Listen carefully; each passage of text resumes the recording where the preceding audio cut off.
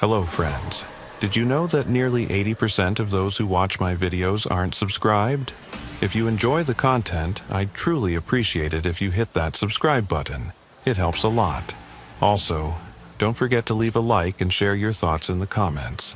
Your interaction not only supports the channel's growth, but also helps these stories reach more people. Thank you all for being here. By the way, where are you watching from? Let me know in the comments.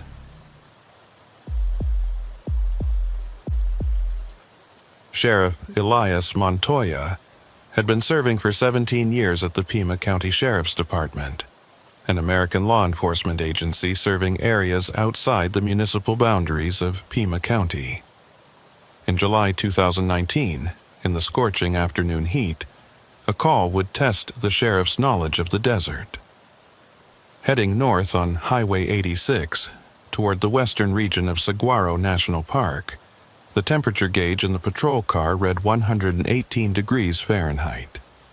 Over the radio, Deputy Sheriff Harrison's voice provided updates on the situation requiring this emergency response. A group of 8 tourists from various East Coast cities had failed to return from what should have been a 6-hour guided hiking tour through the Sonoran Desert. Their guide, a woman named Marisol Vega, who worked for Desert Dreams Adventure Tours, had led them out at dawn when the temperature was still bearable, around 85 degrees. The tour was supposed to follow the well-marked King Canyon Trail, a moderate difficulty path that wound through spectacular saguaro forests and offered stunning views of the Tucson Mountains. By 2 in the afternoon, when the group should have been back at the visitor center enjoying cold drinks and sharing photos, there was no sign of them. The company owner had tried calling Vega's satellite phone multiple times with no response. Her personal cell phone went straight to voicemail. The emergency beacon that all guides were required to carry hadn't been activated. As the afternoon wore on and the desert heat intensified to dangerous levels, the situation had escalated from concerning to potentially life-threatening. Montoya pulled into the dusty parking area at the King Canyon trailhead, where several vehicles were already gathered. 2 park rangers stood near a white van marked with the Desert Dreams logo, the vehicle that should have been carrying 8 exhausted but exhilarated tourists back to their air-conditioned hotels. Instead, it sat empty, its keys still hanging on the hook in the company's office where Vega had left them that morning.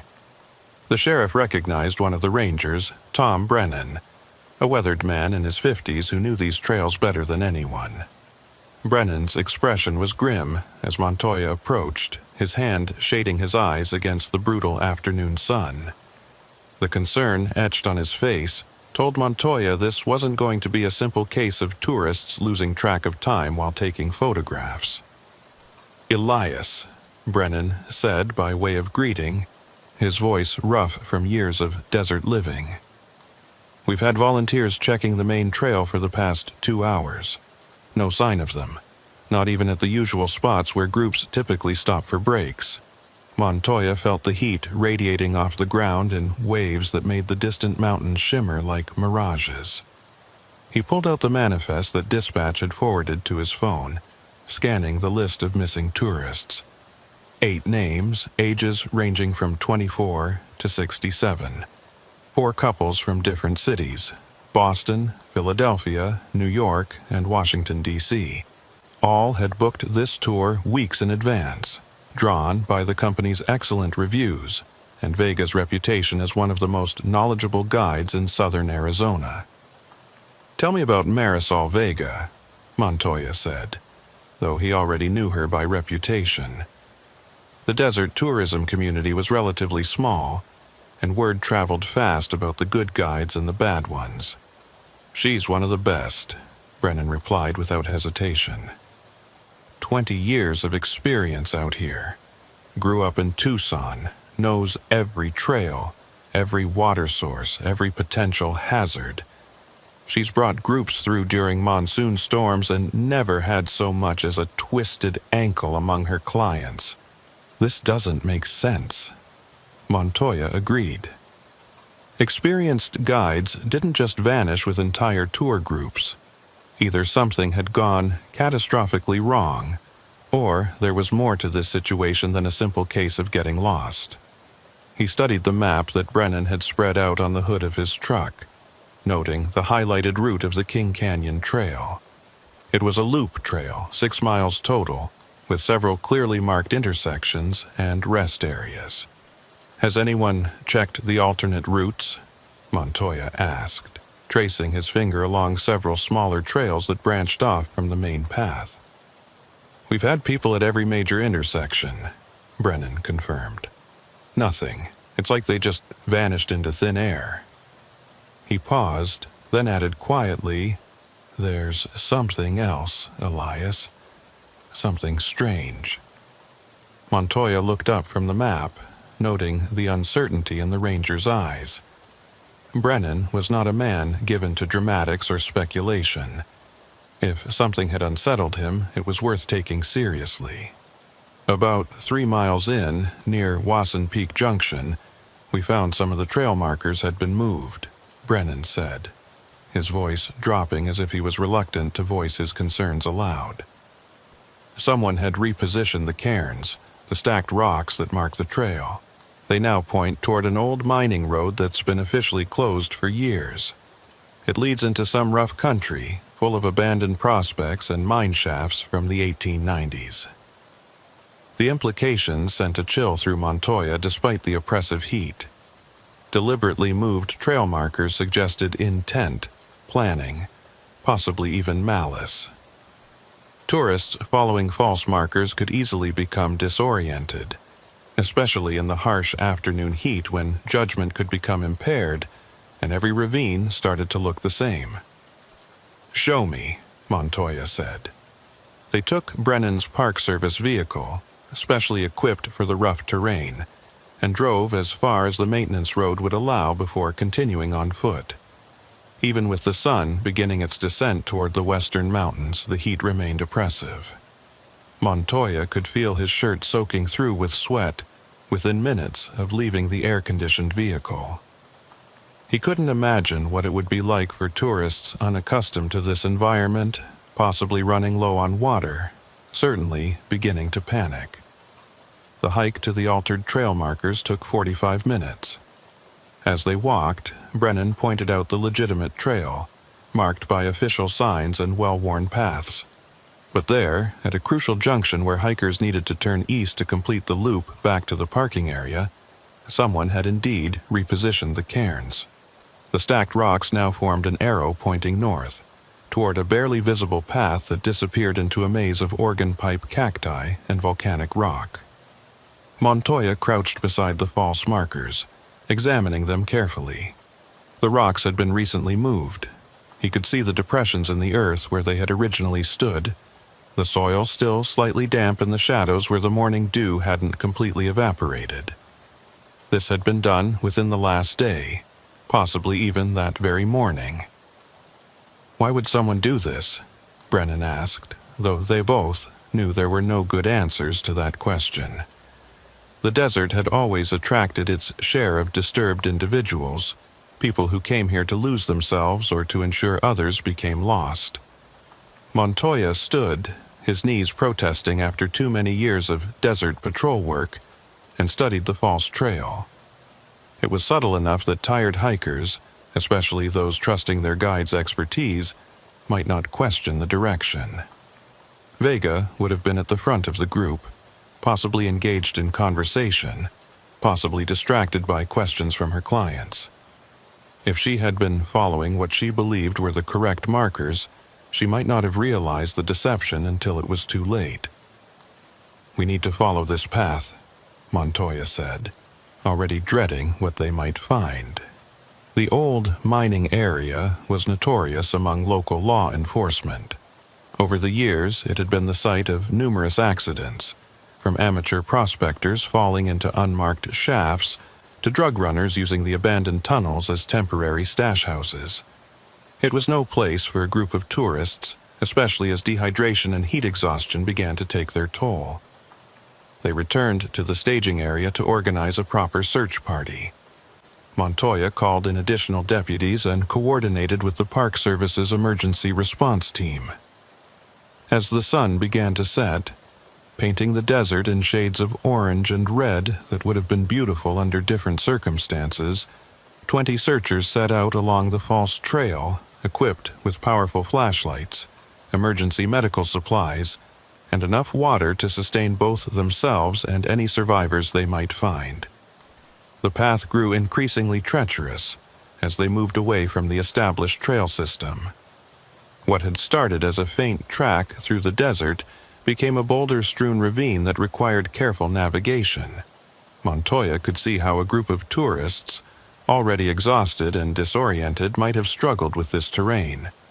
Every few hundred yards, the searchers would stop and call out, their voices echoing off the canyon walls, but only silence answered them.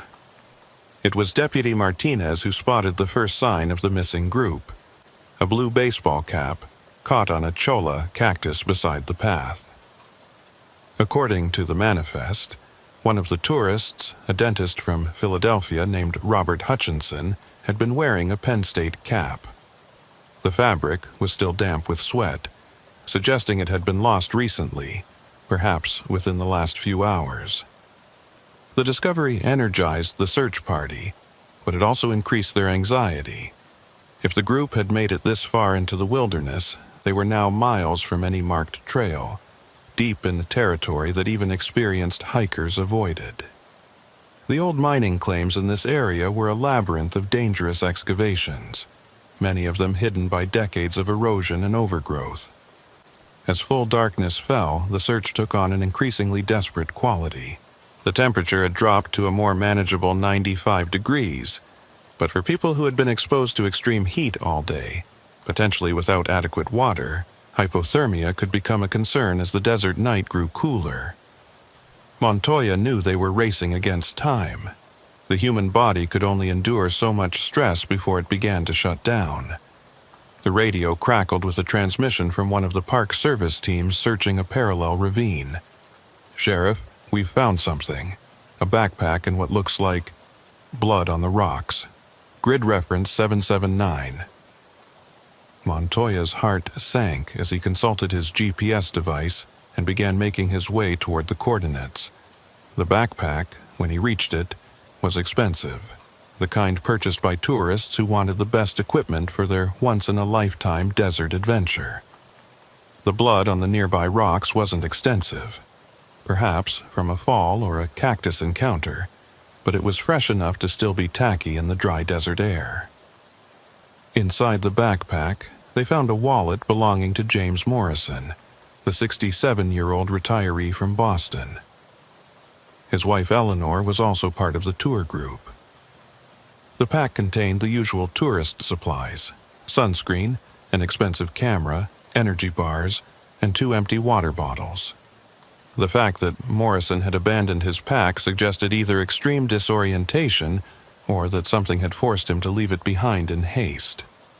"Fan out from here," Montoya ordered his deputies. "Stay in visual contact with at least one other searcher. This terrain is treacherous enough without losing any of our own people." As they spread out across the rocky landscape, their flashlight beams creating shifting patterns of light and shadow, Montoya couldn't shake the feeling that they were missing something crucial. The moved trail markers suggested deliberate action, but to what end? If someone had wanted to rob the tourists, there were easier ways. If they had wanted to harm them, why lead them so far into the wilderness? It was nearly midnight when they found the first member of the tour group. David Kramer, a 45-year-old investment banker from New York, was huddled in the shadow of a massive boulder, barely conscious. His skin was hot to the touch, his lips cracked and bleeding. When the paramedics managed to get an IV line started and began pushing fluids, he began to mumble incoherently about the guide, about Vega, about how she had insisted they keep walking even when some of the group wanted to turn back. "She said she knew a shortcut," Kramer managed to whisper, his voice barely audible. "Said she'd done it dozens of times, but then Then she started acting strange, like she was looking for something or someone. Before Montoya could question him further, Kramer's eyes rolled back and he lost consciousness again. The paramedics rushed him toward the evacuation helicopter that had managed to find a landing zone about a mile away. 1 found, 7 to go, but Kramer's words had added a new dimension to the search. What had Vega been looking for? And perhaps more importantly, who might have been waiting for her? The search continued through the night, the desert taking on an otherworldly quality under the stark illumination of searchlights and headlamps. Every shadow could hide a body, every ravine could conceal the missing tourists. The searchers' calls echoed through the canyons, creating an haunting chorus that seemed to emphasize the vastness of the wilderness and the impossibility of their task. As dawn approached, painting the eastern sky in pale blues and pinks, Montoya stood on a ridge overlooking the search area. Somewhere out there were 7 people and their guide, possibly injured, certainly dehydrated, potentially in grave danger. The moved trail markers suggested this wasn't a simple accident, but rather something more sinister. Someone had wanted that tour group to get lost, and they had succeeded all too well. The second day of the search began with temperatures already climbing past 90 degrees before the sun had fully risen above the jagged peaks of the Tucson Mountains. Sheriff Montoya had managed only 2 hours of sleep in his patrol vehicle before the arrival of additional resources forced him back into action. The Arizona Department of Public Safety had sent a specialized search and rescue unit, and the FBI had been notified due to the interstate nature of the case, with victims from multiple states. The search area had been divided into a grid pattern, with teams systematically covering each section. Drones equipped with thermal cameras buzzed overhead, their operators searching for heat signatures that might indicate survivors. But the desert was vast, and the old mining district where the false trail led was a maze of canyons, ridges, and abandoned excavations that could hide 100 people. It was Marisol Vega's employer, Jack Rawlings, who provided the first real break in the case. He arrived at the mobile command post that had been established at the King Canyon trailhead, his face haggard with worry and lack of sleep. In his hands, he carried a tablet computer that he thrust at Montoya without preamble. "I've been going through Marisol's employment records, her recent communications," Rawlings said, his words tumbling out in a rush. "She's been getting strange messages for the past 3 weeks. Emails from someone calling themselves Desert Watcher. They knew things about her routes, her schedule, details that weren't public information." Montoya took the tablet, scrolling through the email chain. The messages started innocuously enough, praising Vega's knowledge of the desert, asking about specific trails and historical sites, but they quickly became more personal, more invasive. The sender knew where Vega lived, what car she drove, even mentioned seeing her at a grocery store in Tucson. The final message, sent just 2 days before the tour group disappeared, was the most disturbing. "You think you know these desert paths, but you've only scratched the surface. There are older trails, secret ways that the miners used, that the indigenous people knew before them. I can show you, but you have to come alone. Bring your next tour group to the old Esperanza mine. I'll be waiting." The Esperanza mine. Montoya knew it by reputation, though he'd never had cause to visit it. Abandoned since the 1920s after a collapse that killed 12 miners, it had been officially sealed by the state in the 1970s. But seal or no seal, determined individuals had ways of accessing such places. The mine was located approximately 4 miles from where the false trail markers had been placed, deep in the restricted area that tourists were explicitly warned to avoid. "Why didn't she report this?" Montoya asked, though he suspected he knew the answer. Guides dealt with occasional odd characters, desert enthusiasts who were harmless if eccentric. Vega had probably dismissed the messages as the ramblings of just another desert rat who'd spent too much time alone in the sun. "She mentioned it to me once about a week ago," Rawlings admitted, guilt evident in his voice. "Said some guy was being weird, but that it was nothing she couldn't handle. Marisol's tough, Sheriff. She's dealt with everything from flash floods to rattlesnake bites. I never thought." Montoya immediately redirected the search efforts toward the Esperanza mine area. The terrain there was even more challenging than what they'd been dealing with. A landscape of loose shale, hidden drops, and crumbling mining structures that had been baking in the desert sun for nearly a century. If the tour group had been led there, either willingly or under some form of duress, they were in serious danger from both the environment and whoever had lured them off the trail. The helicopter pilot who flew Montoya and his team toward the mine reported seeing something disturbing from the air. "There are fresh tracks leading to the mine entrance," he said over the intercom. "Multiple sets. Looks like a group. But Sheriff, there's something else. There's a vehicle parked about a half-mile from the mine, hidden under camouflage netting. Looks like it's been there for a while." As they approached on foot, the abandoned mine entrance loomed before them like a mouth in the mountainside. The state's seal, a heavy iron gate that should have blocked access, had been cut through with what appeared to be industrial cutting tools. The cuts were not fresh. Rust had already begun to form on the exposed metal, suggesting this had been done weeks or even months ago. Montoya called for backup before entering, but the sounds coming from within the mine made waiting impossible. It was faint, but unmistakable. Someone calling for help, their voice echoing up from the depths of the mountain. He made the decision that would later be questioned by review boards, but which, at the moment, seemed like the only human choice. He entered the mine. The temperature dropped 20 degrees as soon as he passed through the entrance, the sudden coolness almost shocking after the blazing heat outside. His flashlight beam penetrated only a few dozen feet into the darkness before being swallowed by the mountain's interior. The mine shaft extended straight back for about 50 feet before branching into multiple tunnels. Old mining cart tracks, their metal rails twisted and broken in places, disappeared into each passage. "Hello," Montoya called out, his voice echoing strangely in the confined space. "This is the Pima County Sheriff. Can anyone hear me?"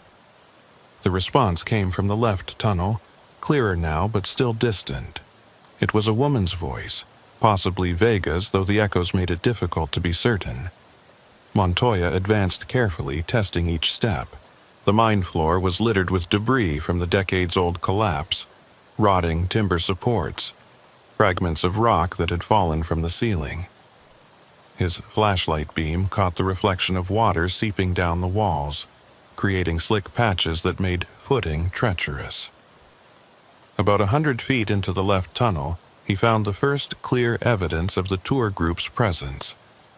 A designer handbag, its contents scattered across the mine floor. A wallet, lipstick, prescription medication for high blood pressure. According to his manifest, this belonged to Eleanor Morrison, the Boston retiree whose husband's backpack they had found the night before. The tunnel continued to descend, and Montoya could feel the weight of the mountain pressing down above him. The air grew thicker, harder to breathe, carrying the musty smell of decades of abandonment mixed with something else, something organic and unpleasant. As he rounded a bend in the tunnel, his flashlight beam fell upon a scene that made his blood run cold. 3 members of the tour group were huddled against the tunnel wall, their hands zip-tied together, their mouths covered with duct tape.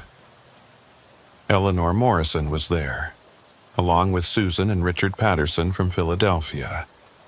They were alive, but clearly suffering from severe dehydration and heat exhaustion. Their eyes, wide with terror above the tape, fixed on Montoya with desperate hope. He rushed forward, pulling out his knife to cut their restraints.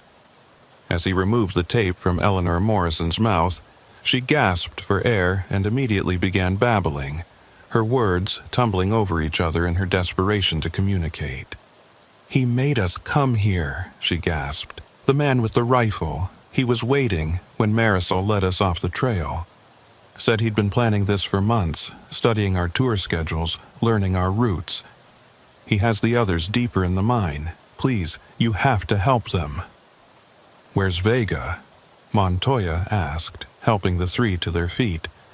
They were weak but mobile, the cool temperature of the mine having potentially saved them from more severe heat stroke. "She tried to fight him," Richard Patterson said, his voice hoarse. "When she realized what was happening, she tried to protect us. He hurt her pretty badly, dragged her deeper into the mine with the others, said something about showing her the real treasures of the desert." Montoya radioed his position to the backup teams that were now entering the mine, then made another difficult decision.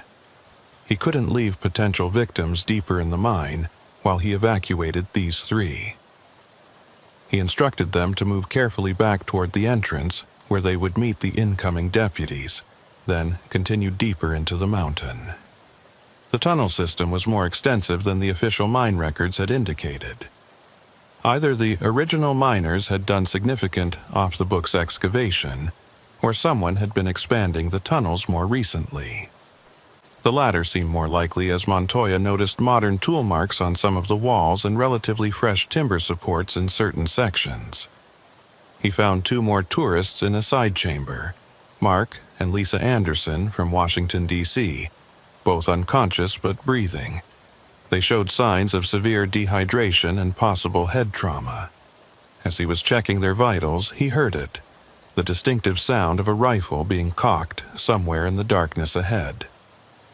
"That's far enough, Sheriff," a man's voice called out. It was calm, measured, the voice of someone who felt completely in control of the situation. "I've been expecting you. Well, maybe not you specifically, but someone like you. The desert always sends its guardians eventually." "This is Sheriff Elias Montoya," he responded, keeping his voice steady despite the adrenaline coursing through his system. "Release the remaining hostages and come out peacefully. This doesn't have to end badly." The man laughed, a sound that echoed unnaturally in the tunnel. "End badly?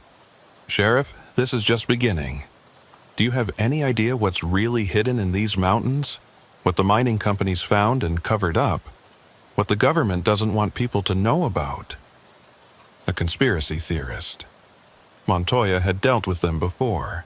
Desert dwellers who believed in everything from alien bases to secret government installations hidden in the mountains. But this one had crossed the line from harmless delusion to violent action. "Whatever you believe is hidden here, taking innocent tourists hostage isn't the answer," Montoya said, moving carefully forward, using his flashlight to scan for the source of the voice. "These people have nothing to do with whatever you think is going on." "That's where you're wrong," the voice replied, now from a different direction. The man was moving through the tunnels, using his knowledge of the layout to stay hidden. "These tourists, with their cameras and their GPS devices, they're mapping everything, uploading it all to the cloud. Soon, there won't be any secrets left in the desert. Someone has to stop them." Montoya heard a sound behind him and turned to see his backup arriving, Deputies Martinez and Rodriguez, along with two members of the state police tactical team. He quietly updated them on the situation using hand signals, indicating the direction of the suspect's voice and the presence of additional victims ahead. They advanced in formation, their multiple flashlights creating a web of light that made the shadows dance on the tunnel walls. The passage opened into a larger chamber, partially flooded with groundwater that reflected their lights in murky patterns. On the far side of the chamber they could see him. The man was in his 50s, thin to the point of emaciation, with wild gray hair and eyes that reflected their flashlight beams like an animal's. He held an old hunting rifle. Its barrel pointed at two figures on the ground beside him. One was Marisol Vega, blood matted in her dark hair, semi-conscious. The other was the last missing tourist, Jennifer Hutchinson from Philadelphia, who appeared to be in shock. "Drop the weapon," Deputy Martinez commanded, his service weapon trained on the suspect. The man smiled, a disturbing expression that showed teeth filed to points, a modification that suggested long-term mental instability. "You still don't understand, do you? This mountain is alive. It's been sleeping since they sealed the mine, but I've been feeding it. Small animals at first, then larger ones. It was only a matter of time before it wanted something more." Montoya recognized the signs of severe psychosis, possibly exacerbated by extended isolation and exposure to whatever chemicals might be present in the old mine. Mercury was commonly used in gold processing during the era when this mine was active, and chronic exposure could cause serious neurological effects. "What's your name?" Montoya asked, trying to establish some form of connection with the man. "I had a name once. Thomas Brennan. I was a geologist for the state, surveying these old mines for safety hazards. That was before I found the chamber, the one the original miners sealed off. The one with the symbols on the walls and the bones arranged in patterns. That's when I understood what this place really was." Brennan. Montoya recognized the name from old reports. A state geologist who had disappeared 5 years ago during a survey expedition, presumed dead after his abandoned vehicle was found near the park. Apparently, he had been living in these tunnels the entire time, his mind deteriorating in the darkness. "Thomas, these people need medical attention," Montoya said, taking a slow step forward. "Whatever you've discovered here, it's not worth innocent lives. Let the paramedics help them." Brennan's grip on the rifle tightened. Innocent. They're contaminating this sacred place with their presence. The mountain demands sacrifice. It's been whispering to me, telling me what it needs. It was Marisol Vega who broke the standoff. Despite her injuries, she suddenly rolled to the side, knocking Brennan's legs out from under him. The rifle discharged, the sound deafening in the enclosed space, the bullet striking the ceiling and showering everyone with rock fragments. In the confusion that followed, the tactical team rushed forward, quickly subduing Brennan before he could recover. As the paramedics worked on the victims and Brennan was taken into custody, Montoya surveyed the chamber more carefully. The walls were indeed covered with strange markings, but they weren't ancient symbols. They were the obsessive scratchings of a disturbed mind, thousands of repetitive marks that Brennan had apparently made during his years of isolation. The bones he had mentioned were there too, but they were from animals, coyotes, javelinas, and other desert creatures that Brennan had apparently been killing and arranging in elaborate patterns. The evacuation of the mine took several hours. All of the tourists survived, though several required extended hospitalization for severe dehydration and heat-related injuries. Marisol Vega suffered a concussion and numerous lacerations but made a full recovery. She would later testify that she had noticed the moved trail markers but had assumed they were correct, trusting in what appeared to be official guidance. The investigation revealed that Thomas Brennan had been living in the mine system for 5 years, surviving on supplies he stole from nearby camps and what he could hunt. His mental state had deteriorated progressively, influenced by isolation, possible mercury exposure, and an obsession with the mine that had consumed his rational thought.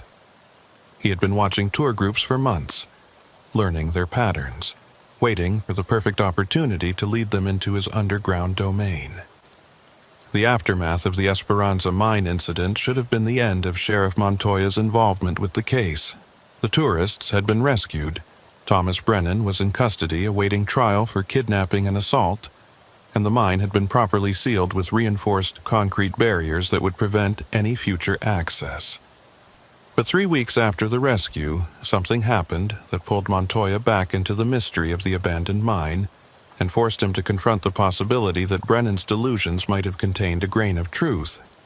It started with a phone call from Dr. Sarah Winters, a University of Arizona archaeologist who had been brought in to document the markings in the mine before it was permanently sealed. She requested a meeting with Montoya, insisting it had to be in person and couldn't be discussed over the phone. Her voice carried an undertone of urgency that immediately set off Montoya's instincts. They met at a small cafe in Tucson, far from the sheriff's usual jurisdiction but neutral ground where they could talk without interruption. Dr. Winters was younger than Montoya had expected, perhaps in her mid-30s, with the kind of intense focus that came from years of academic research. She had brought a laptop and a folder of photographs, which she spread across the table after ensuring they were seated in a corner booth away from other patrons. "Sheriff, I need to show you something about those markings in the mine," she began, pulling up images on her laptop. "When I first saw them, I assumed they were exactly what everyone else did, the obsessive scratching of a disturbed individual. But I've been analyzing them, and there's something underneath Brennan's marks, much older markings that he was apparently tracing over." She showed him enhanced photographs where computer analysis had separated the layers of markings. Beneath Brennan's chaotic scratching were indeed older symbols, carved into the rock with deliberate precision. They appeared to be a mixture of Native American petroglyphs and something else, something that didn't match any known indigenous writing system from the region. "How old?" Montoya asked, though he wasn't sure why it mattered. Ancient markings in the desert weren't unusual. The Southwest was full of archaeological sites. "That's where it gets interesting," Dr. Winters replied, her excitement barely contained. "The style suggests they predate the known Hohokam settlements in this area. We're talking at least 500 years old, possibly older. But that's not the strangest part." She pulled out a map of the region, marked with various colored pins. "I've been researching other abandoned mines in the area looking for similar markings. I found them in 7 other locations, all mines that were abandoned under mysterious circumstances. Each one has records of accidents, disappearances, or strange incidents that led to their closure." Montoya studied the map, noting that the marked locations formed a rough line through the mountains. "What are you suggesting, Doctor?" "I'm not suggesting anything yet," she said carefully. "I'm a scientist, Sheriff. I deal in facts, and the facts are that there's something unusual about these mines. Something that predates modern mining operations by centuries. The indigenous peoples of this region have oral traditions about certain places in the mountains that should be avoided, places where the earth itself is considered dangerous or sacred." She pulled out another photograph, this one showing a chamber deeper in the mine than where they had found the tourists. Montoya didn't remember seeing this area during the rescue operation.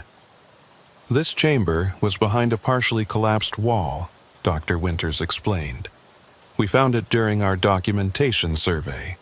The collapse looked recent, possibly caused by Brennan's activities, but the chamber behind it is old, very old." The photograph showed a circular room carved from solid rock, its walls smooth and covered with the same mysterious symbols. In the center was what appeared to be a well or shaft descending into darkness. Around its edge were arranged stones in a deliberate pattern, each one carved with symbols. "We sent a camera down the shaft," Dr. Winters continued, her voice dropping to almost a whisper. "It goes down about 300 feet before opening into a natural cavern system. The caverns show signs of ancient habitation, including what appear to be burial sites. But Sheriff, the remains we glimpsed aren't typical." She showed him the grainy footage from the camera. In the dim light, Montoya could make out what appeared to be bones, but their arrangement and size didn't match anything he would expect. Some seemed too large, others were in positions that didn't make anatomical sense. "We need to go back," Dr. Winters said. "This could be one of the most significant archaeological discoveries in the Southwest, but I need law enforcement support. The site is still technically a crime scene, and there are safety concerns." Montoya's first instinct was to refuse, The mine was sealed for good reasons, and he had no desire to revisit that darkness. But something about the doctor's findings nagged at him. Thomas Brennan had been delusional, certainly, but his obsession with the mine had to have started somewhere. What had he found during his initial geological survey that had driven him to abandon his life and live in those tunnels? Against his better judgment, Montoya agreed to accompany Dr. Winters and her team back to the mine. They would need special permission from multiple agencies, but given the potential archaeological significance, that permission was granted with surprising speed. 2 weeks later, Montoya found himself once again standing at the entrance to the Esperanza mine. This time, he was accompanied not just by Dr. Winters and her archaeological team, but also by representatives from several Native American tribes who had historical connections to the land. The tribal elder, a Tohono O'odham man named Joseph Morales, seemed particularly troubled by their presence. "My grandfather told me stories about this place," Morales said as they prepared to enter. "He said it was a door that should never be opened, that some knowledge is buried for a reason." Despite his misgivings, Morales agreed to accompany them, saying it was better to face such things with proper ceremony and respect than to let them be disturbed by those who didn't understand their significance.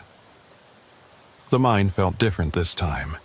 Perhaps it was the presence of the archaeological team with their scientific equipment, or perhaps it was knowing what lay deeper in the mountain, but Montoya felt a sense of foreboding that hadn't been there during the rescue operation. The temperature seemed to drop more dramatically as they descended, and sounds echoed in ways that didn't quite match the tunnel's acoustics. When they reached the hidden chamber Dr. Winters had discovered, the tribal elder immediately began performing a protection ceremony, burning sage and speaking in his native language. His actions might have seemed like superstition to some, but Montoya noticed that even the skeptical scientists seemed comforted by the ritual. The chamber was even more impressive in person than in the photographs. The symbols on the walls seemed to shift and move in the flashlight beams, creating an optical illusion that made them appear three-dimensional. The shaft in the center exhaled a cool breeze that carried a mineral smell mixed with something organic and ancient. "We're going to send down more sophisticated equipment this time," Dr. Winters explained, her team setting up an array of cameras, sensors, and sampling devices. "We want to map the entire cavern system and take samples for dating." As they lowered the equipment, Montoya found himself standing next to Joseph Morales, who was studying the symbols on the walls with intense concentration. "Do you recognize any of these?" Montoya asked. "Some are familiar. Variations of symbols my people have used for generations," Morales replied. "But others are older. They speak of things that existed before humans walked this land, things that should remain sleeping." The monitors flickered to life as the cameras descended into the shaft. The cavern system below was more extensive than the initial survey had suggested. Multiple chambers connected by narrow passages, some partially flooded with water that glowed faintly in the camera's lights, suggesting phosphorescent minerals or bacteria. Then they saw the burial chambers. The remains were definitely not typical Native American burials. The bones were arranged in complex patterns, some appearing to be from humans but modified in disturbing ways. Skulls that were elongated far beyond what normal cranial deformation could achieve. Femurs that were too long for any human proportions. And in some cases, bones that didn't match any known human or animal anatomy. "This is extraordinary," Dr. Winters breathed, her scientific excitement overcoming any apprehension. These could be evidence of previously unknown cultural practices, or possibly even an undiscovered branch of human evolution. But Morales was backing away from the monitors, his face pale. "Those are not human remains," he said firmly. "My grandfather was right. This place should have remained sealed." As if in response to his words, the equipment in the shaft began malfunctioning. The cameras flickered, showing brief images of movement in the caverns below, shadows that didn't match any physical objects. The temperature sensors registered impossible readings, showing areas that were simultaneously freezing and burning hot. Then came the sound. It started as a low vibration, felt more than heard, emanating from the shaft. It grew in intensity, becoming a resonance that made everyone's teeth ache and their vision blur. The monitors showed the water in the caverns beginning to move, rippling in patterns that defied the absence of any apparent current. "Pull the equipment up," Montoya ordered, his law enforcement instincts overriding scientific curiosity. "Now," as they frantically winched up their equipment, the sound intensified. Dust began falling from the ceiling, and cracks appeared in the chamber walls. The carefully arranged stones around the shaft's edge began to shift, some falling into the darkness below. They evacuated the chamber quickly but carefully, the archaeological team grabbing what documentation they could. As they retreated through the tunnels, Montoya could hear something behind them, a sound like breathing, but too big to be from any human lungs. The mountain itself seemed to be awakening. They made it out of the mine just as a section of the tunnel collapsed behind them, sealing the chamber once again. Standing in the bright desert sunlight, covered in dust and shaking with adrenaline, the team looked at each other in shocked silence. "What did we just experience?" Dr. Winters asked, her scientific rationality warring with what her senses had told her. Joseph Morales was already walking away, but he paused to look back. "Some doors are sealed for a reason, Doctor. Some knowledge is too dangerous to uncover. The old ones knew this. They sealed that chamber to protect us, not to hide treasure or knowledge, but to keep something contained." The official report on the incident cited seismic activity as the cause of the mine's further collapse, though no earthquakes were recorded in the area that day. The archaeological investigation was quietly discontinued, the findings classified under provisions that Montoya didn't even know existed. Dr. Winters was reassigned to a different project, and her research on the mine disappeared into government archives. 6 months after the mine's final collapse, Sheriff Montoya thought he had put the entire incident behind him. The tourist kidnapping case had been closed with Thomas Brennan sentenced to life in a psychiatric facility.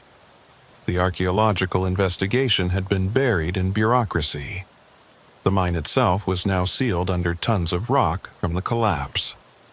Life in Pima County had returned to its normal rhythm of domestic disputes, drug interdictions, and the occasional lost hiker. But the desert has a way of keeping its secrets close and revealing them when least expected. The call came on a cold December morning, unusual weather for southern Arizona that had brought frost to the saguaro cacti and sent most of the desert wildlife into hiding. Deputy Rodriguez was on the line, his voice tight with confusion and concern. "Sheriff, you need to see this. We've got a situation out at the old Coronado Ranch. The owners called in a missing person report for their son, but what we found, it's connected to the mine incident." The Coronado Ranch sat 15 miles from the Esperanza mine, a working cattle operation that had been in the same family for 4 generations. Montoya knew the owners, Frank and Beth Coronado, good people who minded their own business and rarely called for law enforcement assistance. When he arrived at the ranch, he found the Coronados standing near an old well house on their property, their faces etched with worry. Their 16-year-old son, Miguel, had been missing for 2 days. He'd gone out to check on some cattle in the far pasture and hadn't returned.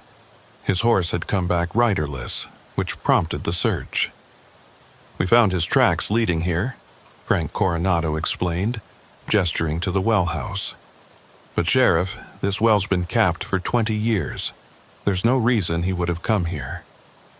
The well house was a small stone structure, built in the early 1900s when the ranch was first established. The well itself had been sealed with a concrete cap when the ranch switched to a modern water system. But now, that cap had been broken open from below, the concrete shattered outward as if by some tremendous force. Montoya shined his flashlight down the well shaft. It descended about 30 feet to what should have been groundwater, but instead of water, he saw a tunnel opening in the shaft's wall. Fresh tool marks suggested it had been recently excavated. "Has anyone been doing any work out here?" Montoya asked. "No one," Beth Coronado replied. "We haven't had reason to come near this well in years." Miguel knew it was off limits. As Montoya prepared to descend into the well with Deputy Rodriguez and a search and rescue team, Frank Coronado pulled him aside. "Sheriff, there's something else. My grandfather, who founded this ranch, he left journals. He wrote about strange things happening around this well. Workers who went missing, sounds from underground. He's the one who ordered it sealed. Said something about it connecting to old mine tunnels that weren't supposed to exist." Montoya felt a chill that had nothing to do with the unusual cold weather. The Esperanza mine was 15 miles away, but the desert underground was honeycombed with old mining tunnels, natural caves, and aquifer channels. It was possible, even likely, that some of these systems connected. The descent into the well was treacherous. The ladder bolted to the wall was corroded but held their weight. 20 feet down they found the tunnel opening. It was roughly carved, just large enough for a person to crawl through, and it headed east, toward the Esperanza mine. "Miguel!" Montoya called into the tunnel. His voice echoed strangely, seeming to travel much further than it should. After a moment, they heard a response, faint but unmistakable. Someone was calling back. They entered the tunnel, which opened up after about 50 feet into a natural cave system. The walls were limestone, carved by centuries of water flow, creating fantastic formations that glittered in their flashlight beams. But there were also signs of human modification. Support beams, carved steps, even what appeared to be old railroad tracks from mining carts. They found Miguel Coronado 200 yards into the cave system. He was sitting against a wall, his ankle badly twisted, but otherwise unharmed. When he saw them, tears of relief streamed down his face. "I'm sorry," he said immediately. "I didn't mean to come down here, but I heard something calling. It sounded like someone needed help." As they prepared to evacuate Miguel, Montoya noticed something that made his blood run cold. On the wall behind the boy were symbols, the same symbols they had found in the Esperanza mine, and they were fresh, carved within the last few days. "Miguel, did you make these marks?" Montoya asked. The boy looked confused. "What marks?" He genuinely couldn't see them. Deputy Rodriguez confirmed he could see them clearly, but when they asked Miguel to look directly at them, he insisted there was nothing but bare rock. As they helped Miguel toward the exit, Montoya heard it, the same low vibration they had experienced in the mine months earlier. It seemed to be coming from deeper in the cave system, from passages that led into darkness their lights couldn't penetrate. "We need to leave. Now," Montoya ordered. They had made it halfway back to the well shaft when the lights began to fail. Not all at once, but one by one, their flashlights dimmed and died despite fresh batteries.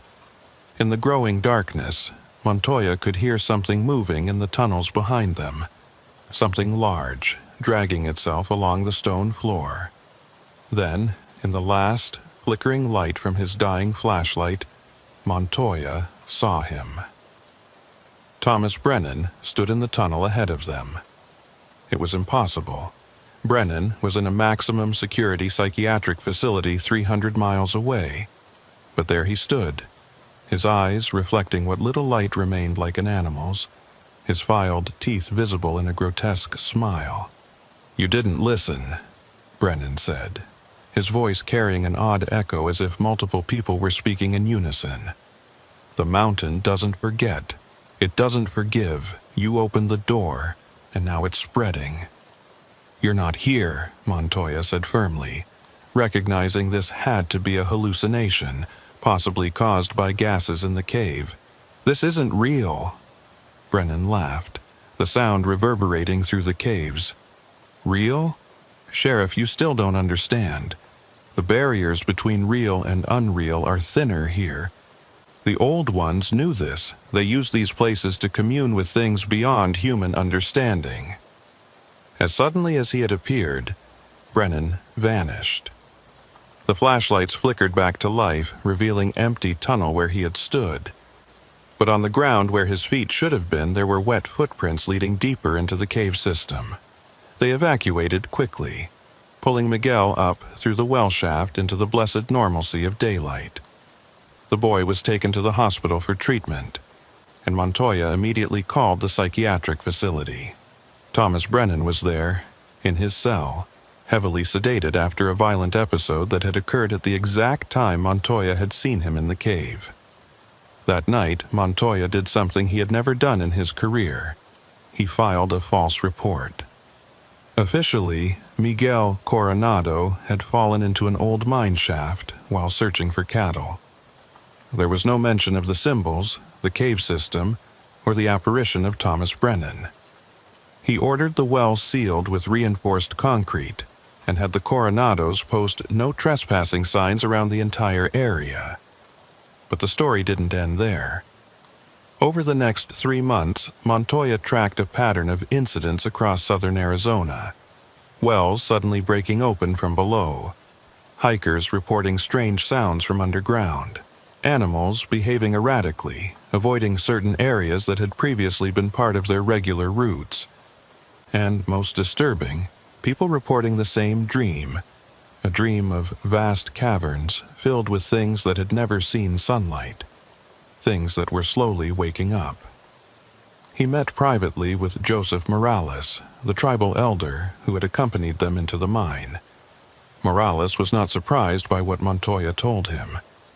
The old stories speak of this, Morales said. Every few hundred years, the things below grow restless. They probe at the barriers between their world and ours. Usually, they grow quiet again, return to their sleep. But sometimes, if the barriers are weakened enough, they break through. What are they? Montoya asked, though he wasn't sure he wanted to know the answer. Nobody knows for certain. My grandfather believed they were the first inhabitants of this land, beings that existed before humans, before most life as we know it. They retreated underground eons ago, but they never left. They're still there, waiting. Montoya made a decision then. Using his connections in law enforcement and the military, he quietly organized a task force to monitor the situation. They mapped every abandoned mine, every natural cave system, every place where the underground world might connect to the surface. They placed seismic sensors to detect unusual underground movement. They created response protocols for incidents that couldn't be explained by conventional means. The task force operated in complete secrecy. The public couldn't know. The panic would be devastating. Tourism was the lifeblood of the region's economy, and stories of ancient things lurking beneath the desert would destroy it. So they watched and waited, responding to incidents with cover stories about gas leaks, seismic activity, or old mine collapses. A year passed, then 2. The incidents gradually decreased, the dreams faded, and the desert seemed to return to normal. The Esperanza mine area was designated a protected wilderness zone, off limits to all civilians. The official reason was environmental protection, but Montoya knew the real purpose was to keep people away from what lay beneath. Thomas Brennan died in the psychiatric facility 2 years after his arrest. The official cause was heart failure, but the attending physician noted in his private records that Brennan's body showed signs of extreme stress, as if he had been terrified to death. His last words, according to the nurse on duty, were, "They're coming through. I can feel them coming through. Sheriff Elias Montoya retired 5 years after the Esperanza mine incident. He moved to Colorado, as far from the desert as he could get while staying in the Southwest. But even there, hundreds of miles from those tunnels, he sometimes woke in the night, certain he could hear that low vibration, feel the mountain breathing, sense things moving in spaces that humans were never meant to discover. He kept in touch with Deputy Rodriguez, who had taken over as sheriff. Rodriguez reported that the incidents had stopped completely, that the underground had gone quiet. But Montoya knew better. The desert was patient. It could wait decades, even centuries. The things below were still there, still watching, still waiting for the next person to move the wrong stone, open the wrong door, or follow the wrong trail into the darkness. In his final journal entry before his death from natural causes at age 74, Montoya wrote, "The tour group that disappeared into the desert that day in 2019, we saved them from Thomas Brennan, but in doing so, we may have awakened something far worse. The moved trail markers weren't just leading them to the mine, they were leading them to specific locations, creating a pattern, a ritual that Brennan didn't fully understand but was compelled to complete. We interrupted that ritual, sealed the mine, and thought we had ended it. But some things once started cannot be stopped, only delayed. The patterns are still there, carved in stone, whispered in dreams, waiting for someone else to complete what Brennan began." To whoever reads this, if you ever find trail markers that seem wrong, if you ever hear sounds from underground that shouldn't exist, if you ever dream of vast caverns and things moving in the darkness, don't investigate. Don't be curious. Turn around, leave, and never speak of it again. Some mysteries are meant to remain unsolved. Some doors should never be opened, and some trails should never be followed, no matter where they promise to lead. The desert keeps its secrets for a reason. The journal was found among Montoya's effects after his death and was quietly transferred to the classified archives of the task force he had created. The task force still exists, still monitors, still waits. They know that someday someone will move the wrong stone, follow the wrong trail, or dig in the wrong place. And when that happens, when the barriers finally break, they'll be ready. Or at least they hope they will be. Because in the deepest parts of the desert, in the places where shadows gather and the earth itself seems to breathe, something waits. It has waited since before humans walked this land, and it will wait long after they're gone. The moved trail markers were just the beginning, a test, a probe at the boundaries between worlds. The real horror isn't what happened to that tour group in 2019. The real horror is what their rescue prevented, and what it may have only postponed. Somewhere in the Sonoran Desert, in the abandoned mines and hidden caves in the spaces between what we know and what we fear, the darkness gathers its strength, and one day it will try again.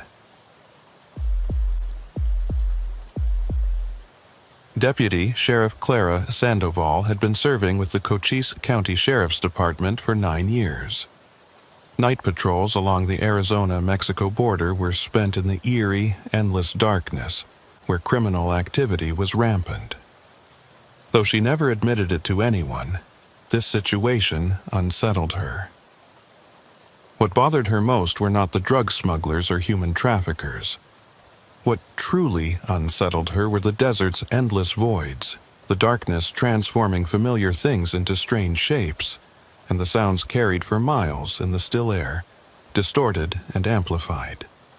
On this particular October night in 2020, the temperature had dropped to an unseasonable 45 degrees, cold enough to make her grateful for the heater in her patrol vehicle. She was accompanied by Hector Aranda, a civilian volunteer with the Sheriff's Auxiliary Program. Hector was in his early 40s, a former Marine who had settled in Bisbee after his service and now ran a small auto repair shop. He volunteered for night patrols twice a month, providing an extra set of eyes and local knowledge that proved invaluable in this sprawling county of over 6,000 square miles. They were driving along State Route 80, about 15 miles southeast of Tombstone, when the first call came in. The dispatcher's voice crackled through the radio with the familiar professional calm that could make even the most disturbing reports sound routine. Unit 7, we've got multiple reports of strange lights and sounds coming from the old Brennan property off mile marker 47. Callers describe flickering lights and what sounds like screaming. Can you investigate? Clara exchanged a glance with Hector. The Brennan property had been abandoned for nearly 5 years, ever since Old Man Brennan died, and his children, living in Phoenix and Los Angeles, had let the ranch fall into disrepair while they fought over the inheritance. The place had become a magnet for trouble, teenagers looking for a place to party, transients seeking shelter, and occasionally more serious criminal activity. Unit 7 responding. Clara replied into the radio. ETA approximately 15 minutes. She turned off the highway onto the dirt road that led to the property, the patrol vehicle's headlights cutting through the darkness to illuminate the rough track ahead. The road hadn't been maintained in years, and recent monsoon rains had carved deep ruts that made navigation treacherous even at low speed. I knew Jim Brennan, Hector said quietly as they bounced along the road. Good man, worked that ranch for 40 years. Would break his heart to see what it's become. As they crested a small rise, they could see the property in the distance, and Clara immediately understood why multiple people had called it in. Lights were indeed visible, but not the steady glow of electric lights or even the flickering of a campfire. These were erratic, moving lights that appeared and disappeared seemingly at random, sometimes bright white, sometimes with a reddish tinge. And carried on the cold night air, they could hear sounds that made the hair on the back of Clara's neck stand up. It did sound like screaming, but not quite. The sounds were distorted, rising and falling in pitch. Sometimes multiple voices overlapping in a cacophony that seemed almost orchestrated. Clara had heard plenty of screams in her career, from accident victims to domestic violence situations, but this was different. These sounds had an quality to them, as if the people making them were not entirely in control of their own voices. Could be coyotes, Hector suggested, though his tone indicated he didn't believe it himself. Sometimes they can sound almost human, especially when there's a pack of them. Clara knew he was trying to rationalize what they were hearing, and she appreciated the effort. But they both knew coyotes didn't make lights, and the sounds, while eerie, had a distinctly human quality to them. They parked the patrol vehicle about a quarter mile from the main ranch buildings, not wanting to announce their approach too obviously. Clara called in their position to dispatch, then she and Hector proceeded on foot, their flashlights off, relying on the moonlight to navigate. The waning moon provided just enough illumination to see the outlines of buildings ahead. The main house, a large barn, several outbuildings, and what looked like an old bunkhouse for ranch hands.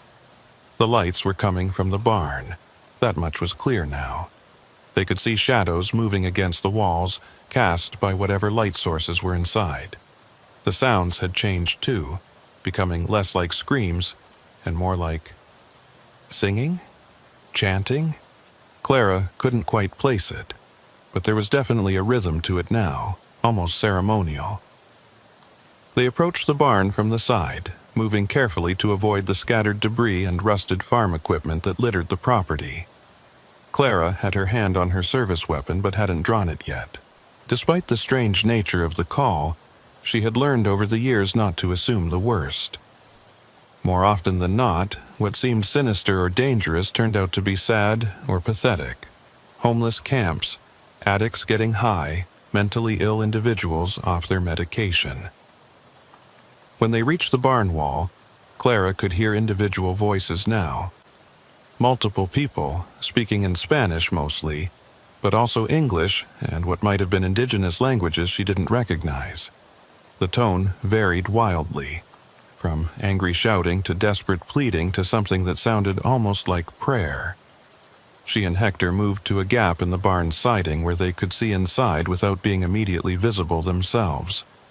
What they saw made Clara reach for her radio to call for backup. Inside the barn, lit by several oil lanterns and what looked like burning trash in metal barrels, were approximately 20 people. But they weren't gathered together as a single group. Instead, they appeared to be divided into two distinct camps on opposite sides of the barn's interior, with a clear no-man's land between them. On one side were what appeared to be homeless individuals, their clothing layered and dirty, their possessions in shopping carts and torn backpacks. Several were clearly intoxicated or under the influence of something stronger than alcohol. On the other side were people who looked like migrant workers, their clothing worn but cleaner, many still wearing work boots and the kind of practical clothing used for agricultural labor. The tension between the two groups was palpable, even from outside. They were shouting at each other across the divide, gesturing aggressively, and Clara could see that several individuals on both sides were armed with makeshift weapons, pieces of rebar, broken bottles, farm tools. "This is about to go bad," Hector whispered. "We need more units." Clara agreed and was about to key her radio when movement in the loft above caught her attention.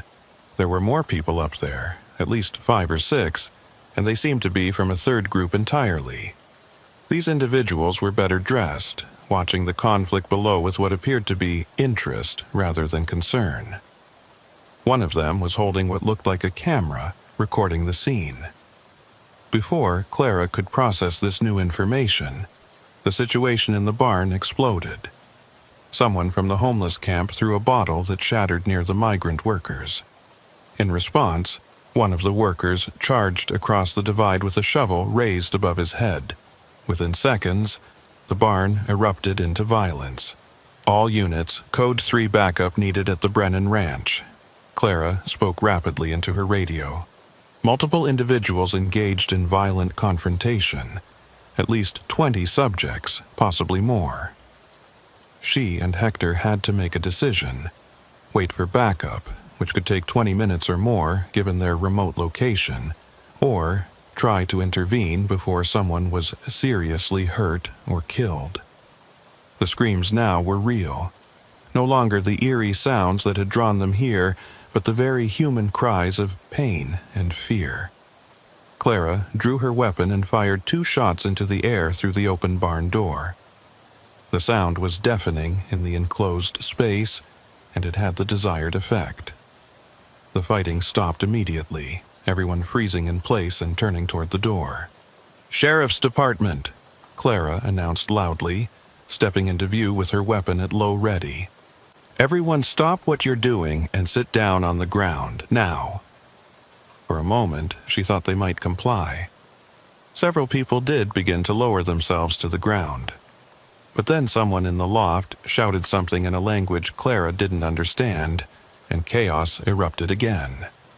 This time, instead of fighting each other, both groups scattered in all directions. People burst out of every exit, including several Clara hadn't even noticed. They ran into the darkness of the desert, their forms quickly swallowed by the night. Clara and Hector tried to contain the scene, but it was like trying to hold water in their hands.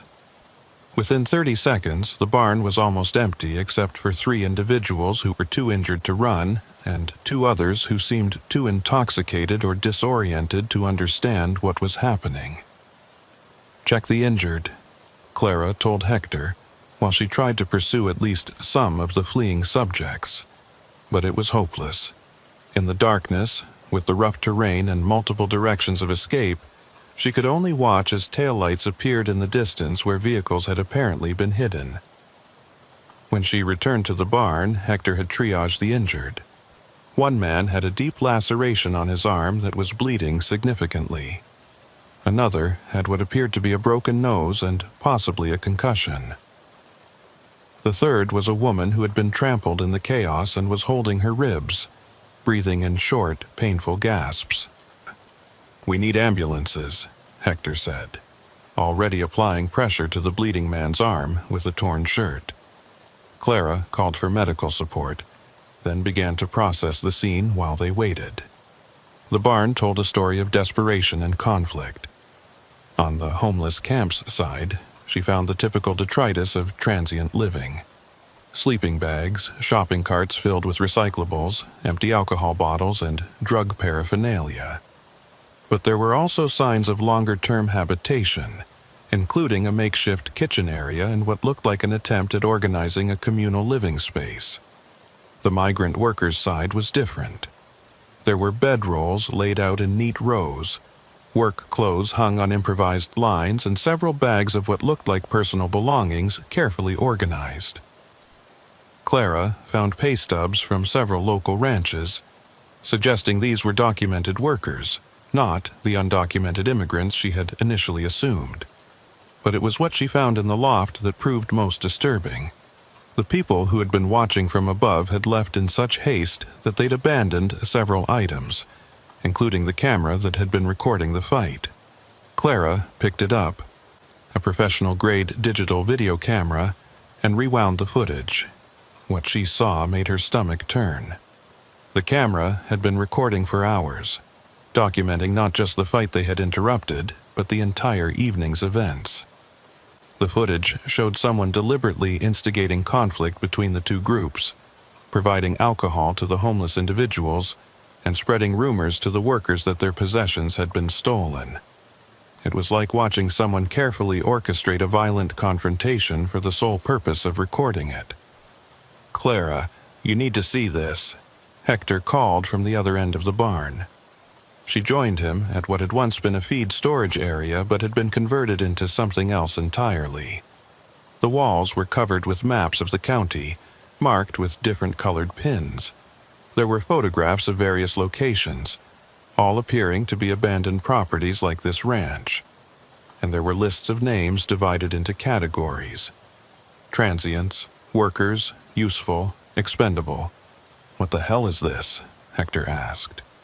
Before Clara could respond, her radio crackled with an urgent message from dispatch. There were reports of similar confrontations at two other abandoned properties in the county, both following the same pattern: lights and sounds drawing law enforcement attention, then violence between different groups of society's most vulnerable people. As backup units began arriving at the Brennan Ranch, Clara realized they had stumbled onto something much larger than a simple confrontation between desperate people seeking shelter. Someone was orchestrating these conflicts, using abandoned properties as staging grounds, and treating human misery as entertainment, or worse. She thought about the lights that had drawn them here, how they had seemed almost designed to attract attention. The sounds that had been just disturbing enough to generate multiple 911 calls. It was as if someone had wanted law enforcement to respond, but only after the situation had reached a certain point of volatility. "We need to find out who was in that loft," Clara told Hector, as paramedics began treating the injured. "And we need to check those other properties before more people get hurt." But even as she said it, Clara knew they were already playing catch-up to someone who had planned this carefully. The abandoned camera might provide clues, but whoever was behind this had been smart enough to avoid being on camera themselves. They were dealing with someone who understood law enforcement response times, who knew which properties were abandoned and unmonitored, and who had no qualms about manipulating society's most vulnerable people for their own purposes. As she stood in the barn, now illuminated by the flashing lights of multiple emergency vehicles, Clara couldn't shake the feeling that this was just the beginning. The maps on the wall had shown dozens of marked locations. If each one was a potential site for this kind of orchestrated conflict, they were looking at a crisis that could stretch their department's resources to the breaking point. The sun was just beginning to rise over the Chiricahua Mountains as Clara sat in the sheriff's department conference room, surrounded by evidence from what the media had already dubbed the border battles, though Clara knew that name missed the true nature of what they were dealing with. 3 nights had passed since the incident at the Brennan Ranch, and the pattern was becoming disturbingly clear. Sheriff Robert Mason, a 30-year veteran who had seen everything from cartel violence to malicious standoffs, looked exhausted as he addressed the assembled team. Besides Clara and Hector, who had been officially deputized given the scope of the crisis, there were 6 other deputies, 2 state police liaisons, and an FBI agent named David Park, who had driven down from Phoenix when it became clear this crossed multiple jurisdictions. 7 incidents in 3 nights, Mason began, his voice gravelly from lack of sleep. 43 injuries, thankfully no deaths yet, though we've got 2 people in critical condition at the medical center. What do we know? Clara stood up, moving to the whiteboard where she had mapped out the incidents. Each abandoned property was marked with a red pin, connected by lines that showed the progression of events. The pattern is consistent, she began. Each incident follows the same timeline. First, vulnerable populations, homeless individuals, migrant workers, sometimes addicts or people with mental health issues, begin gathering at abandoned properties. This happens over the course of several days or even weeks. They're drawn there by rumors of available shelter, work opportunities, or in some cases, free food and supplies. She pointed to photographs taken from the various scenes. Once a critical mass is reached, usually between 15 and 30 people, divisions are deliberately created. Sometimes it's along ethnic lines, sometimes economic, sometimes just arbitrary groups. Alcohol and drugs are introduced to one or both groups. Rumors are spread. Possessions go missing, only to turn up with the other group. Then come the lights and sounds, Hector added from his seat. Designed to draw attention, to bring law enforcement or concerned citizens to investigate. But by the time we arrive, the conflict has already been orchestrated to the breaking point. Agent Park leaned forward. The camera you recovered from the Brennan Ranch has been analyzed. Whoever was recording knew exactly what they were doing. Professional quality footage, multiple angles when compared with other cameras we've found, and careful editing to highlight the most violent moments. This isn't just documentation, it's production. Clara felt a chill at his words. They had suspected as much, but hearing it confirmed made it somehow worse. Someone was producing human misery as entertainment, using real people, real violence, real suffering. There's more, Park continued. We've traced the serial numbers on some of the equipment. Purchased with cash at various stores across 3 states, but always with the same pattern. Buyer is described as middle-aged, white, male, unremarkable. Pays cash, doesn't engage in conversation, never caught clearly on security cameras. Sheriff Mason stood up, his frustration evident. So we've got someone turning abandoned properties into fight clubs for the desperate, recording it all, and we don't even have a clear description. How is that possible in this day and age? Clara had been wondering the same thing. In her experience, criminals, especially those operating on this scale, made mistakes. They got overconfident, left evidence, or were betrayed by accomplices. But this perpetrator seemed to be operating with an unusual level of sophistication. I might have something, Clara said, pulling out a folder she had been compiling. I've been interviewing the injured and those we managed to detain. Most don't know much, but there's a consistent thread. They all mention being approached by someone they call El Facilitador, the facilitator. Never the same physical person, but always someone who knows exactly what they need: work, shelter, food, medical care, and can provide information on where to find it. She spread out several witness sketches on the table. They showed different people, various ages and ethnicities, but all with one common feature. They all wore similar clothing, dark work clothes with a particular logo that none of the witnesses could quite remember clearly. I think we're dealing with a network, Clara continued. Not just one person, but an organization. They have scouts who identify vulnerable populations, facilitators who guide them to the properties, instigators who create the conflicts, and then the production team that records everything.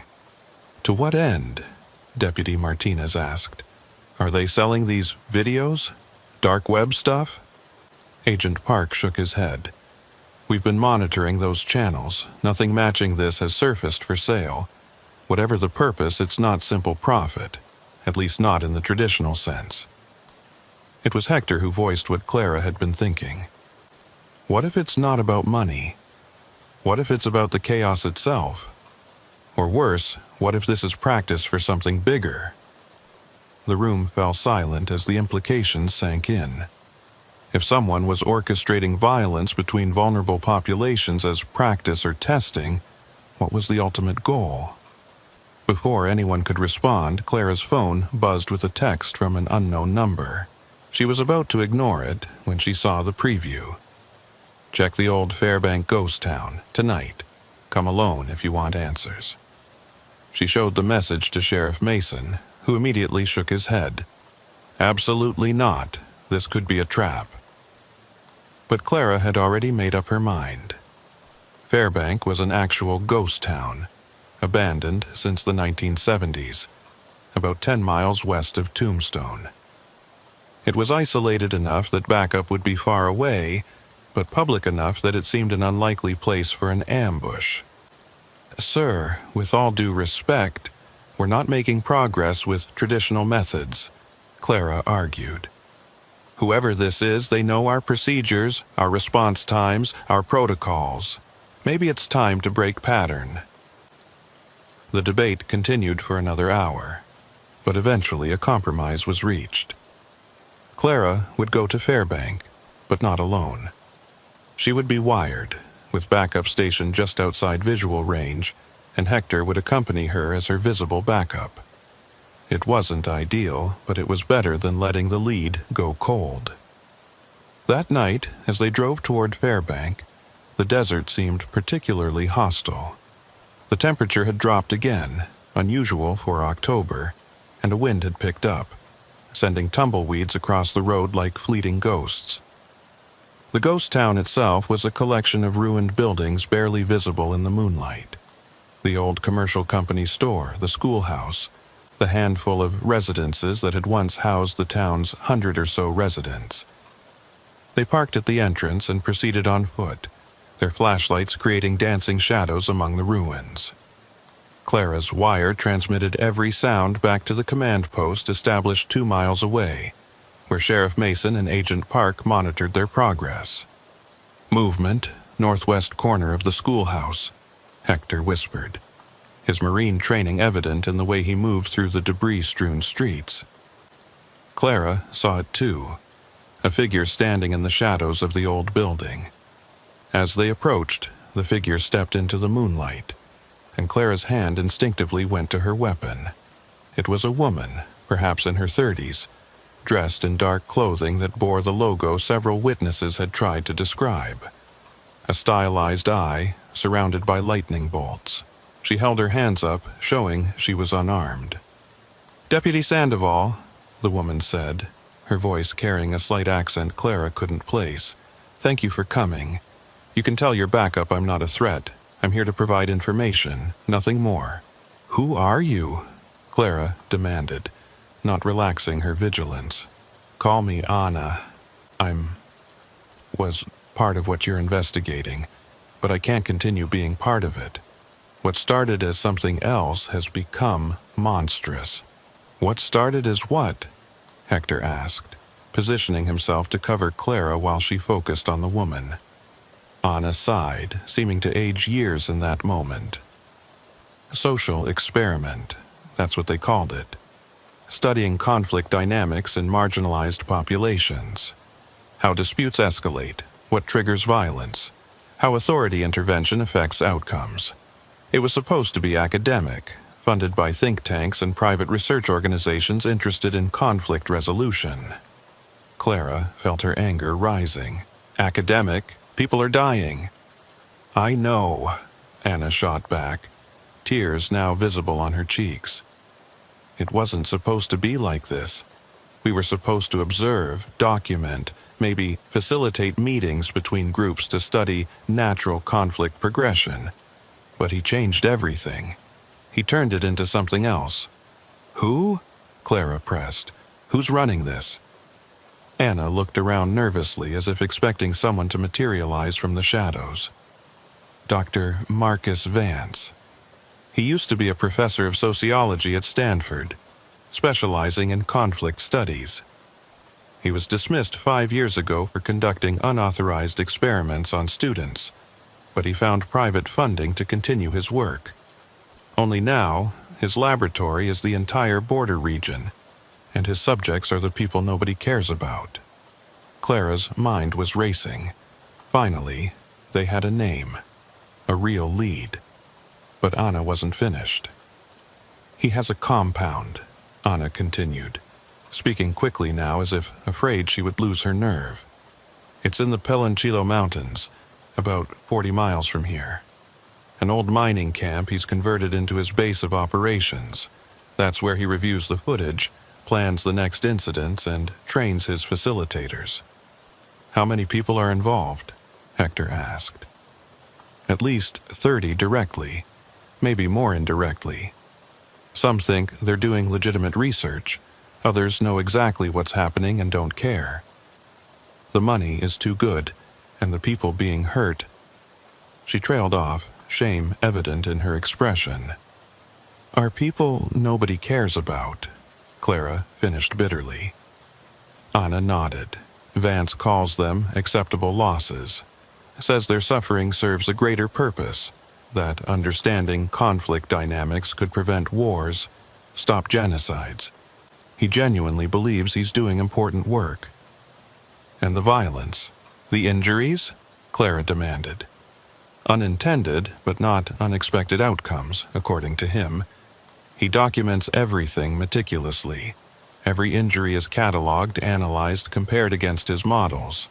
He's building a massive database of human conflict behavior." Clara keyed her radio, transmitting this information back to the command post. They needed to move on this compound immediately, before Vance could destroy evidence or disappear. But Anna held up her hand. "There's something else, something worse. The border conflicts, they're just phase 1.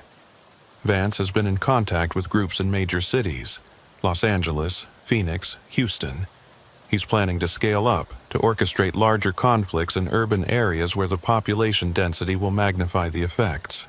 "When?" Clara asked, urgency in her voice. "Soon, within the week.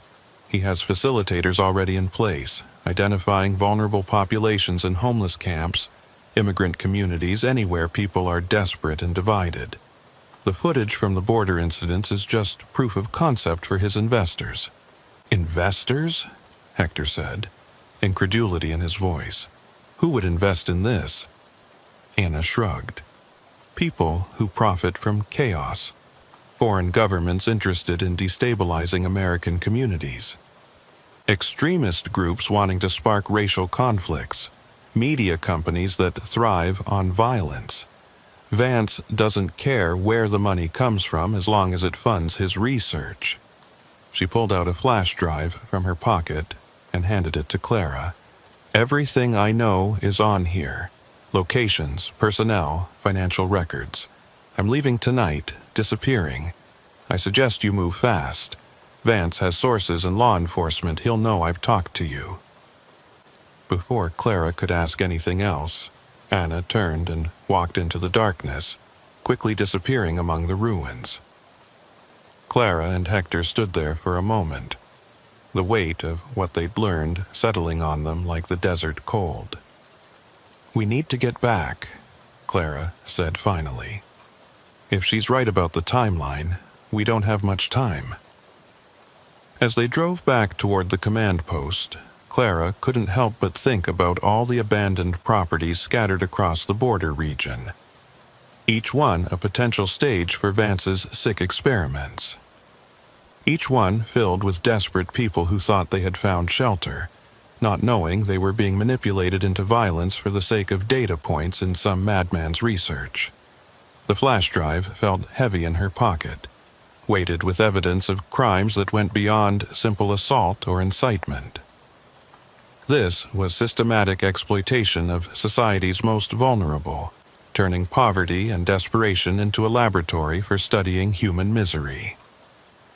The Pelonchillo Mountains straddled the Arizona-New Mexico border like a massive spine of rock and desert scrub, a remote wilderness that had historically harbored everyone from Apache warriors to modern drug smugglers. It was the perfect location for someone who wanted to operate without interference, and as Clara studied the satellite images of Vance's compound on her laptop, she understood why he had chosen this place. The operation to raid the compound had taken 3 days to organize. The flash drive Anna had provided contained a wealth of information, including detailed layouts of the facility, personnel files, and most disturbingly, video files showing the full extent of Vance's experiments. The FBI had taken over the investigation, but Sheriff Mason had insisted that Clara and her team remain involved given their familiarity with the case. It was 3 a.m. when the Joint Task Force assembled at a staging area 15 miles from the compound. 50 law enforcement officers from various agencies, including a FBI tactical team, state police, and selected deputies from Cochise County. Clara was assigned to the secondary entry team, tasked with securing evidence while the tactical team neutralized any resistance.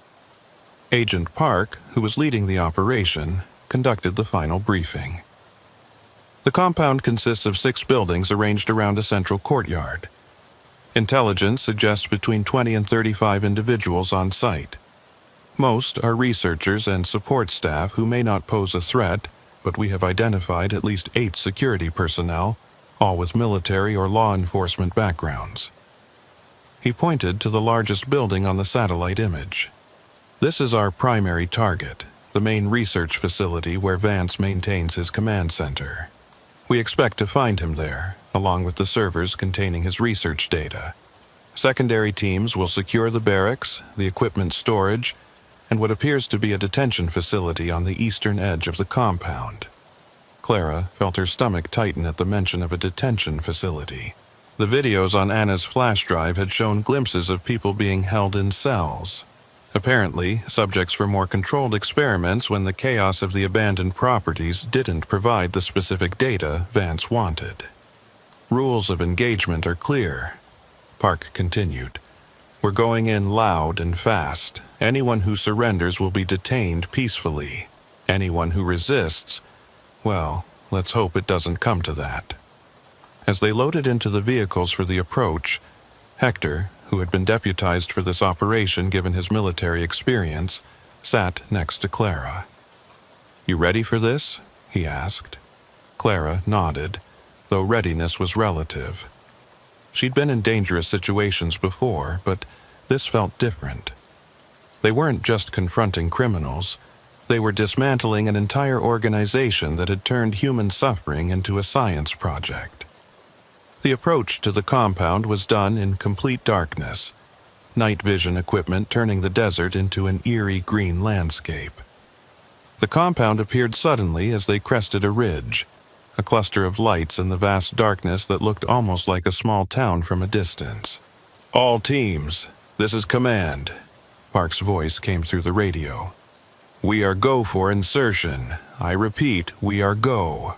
The vehicles accelerated, racing toward the compound's main gate. Clara could hear the distant sound of a battering ram breaching the entrance, followed immediately by flashbang grenades and shouting. The tactical team was inside. Clara's team held back, waiting for the initial chaos to subside before moving in. Through the radio, she could hear the tactical team's progress.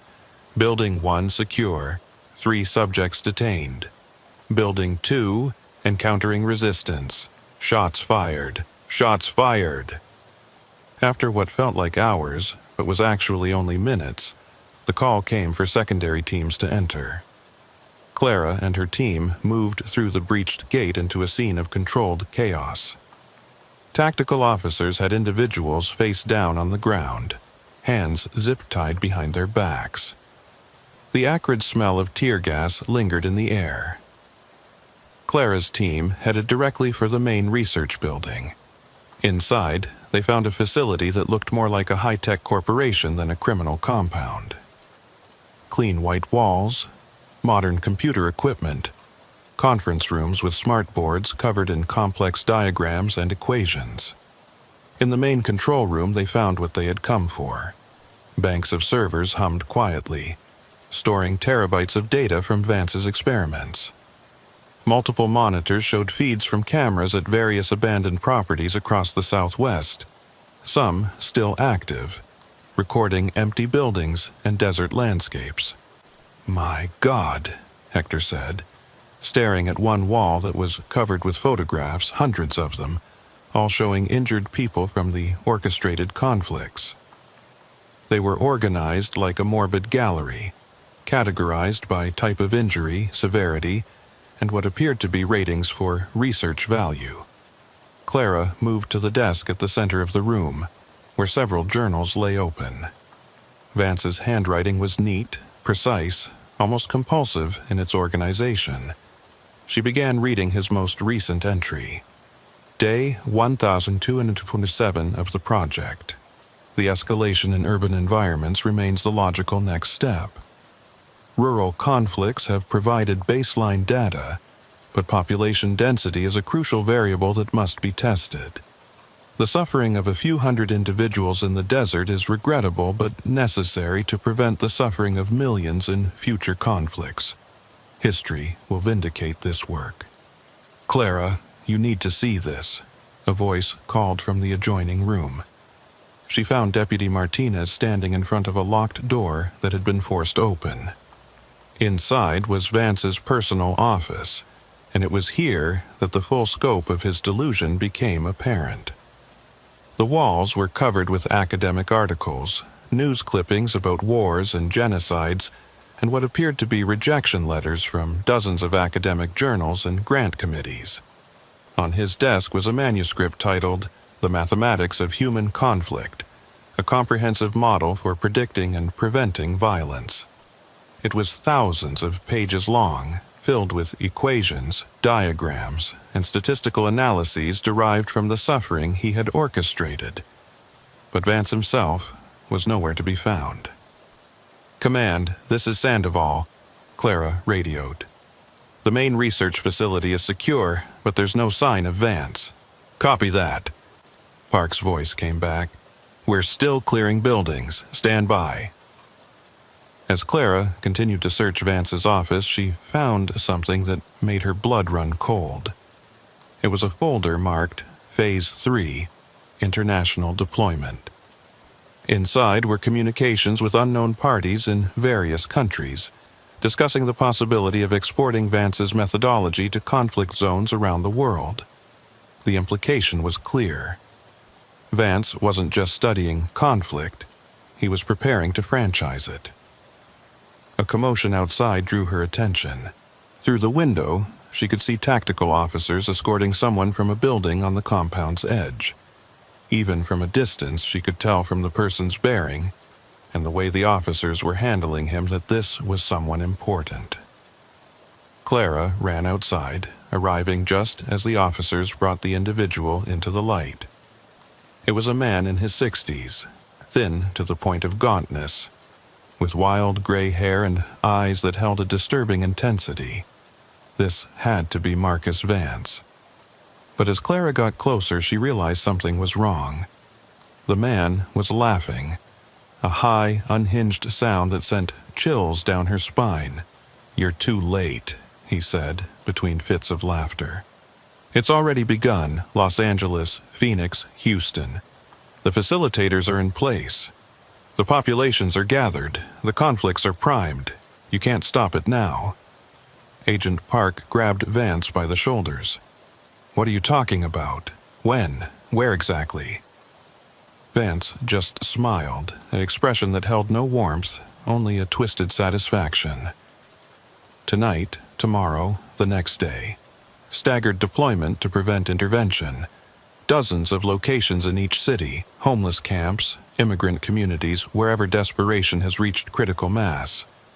You'd need thousands of officers to stop them all, and by the time you mobilize, the data will be collected, the experiment complete.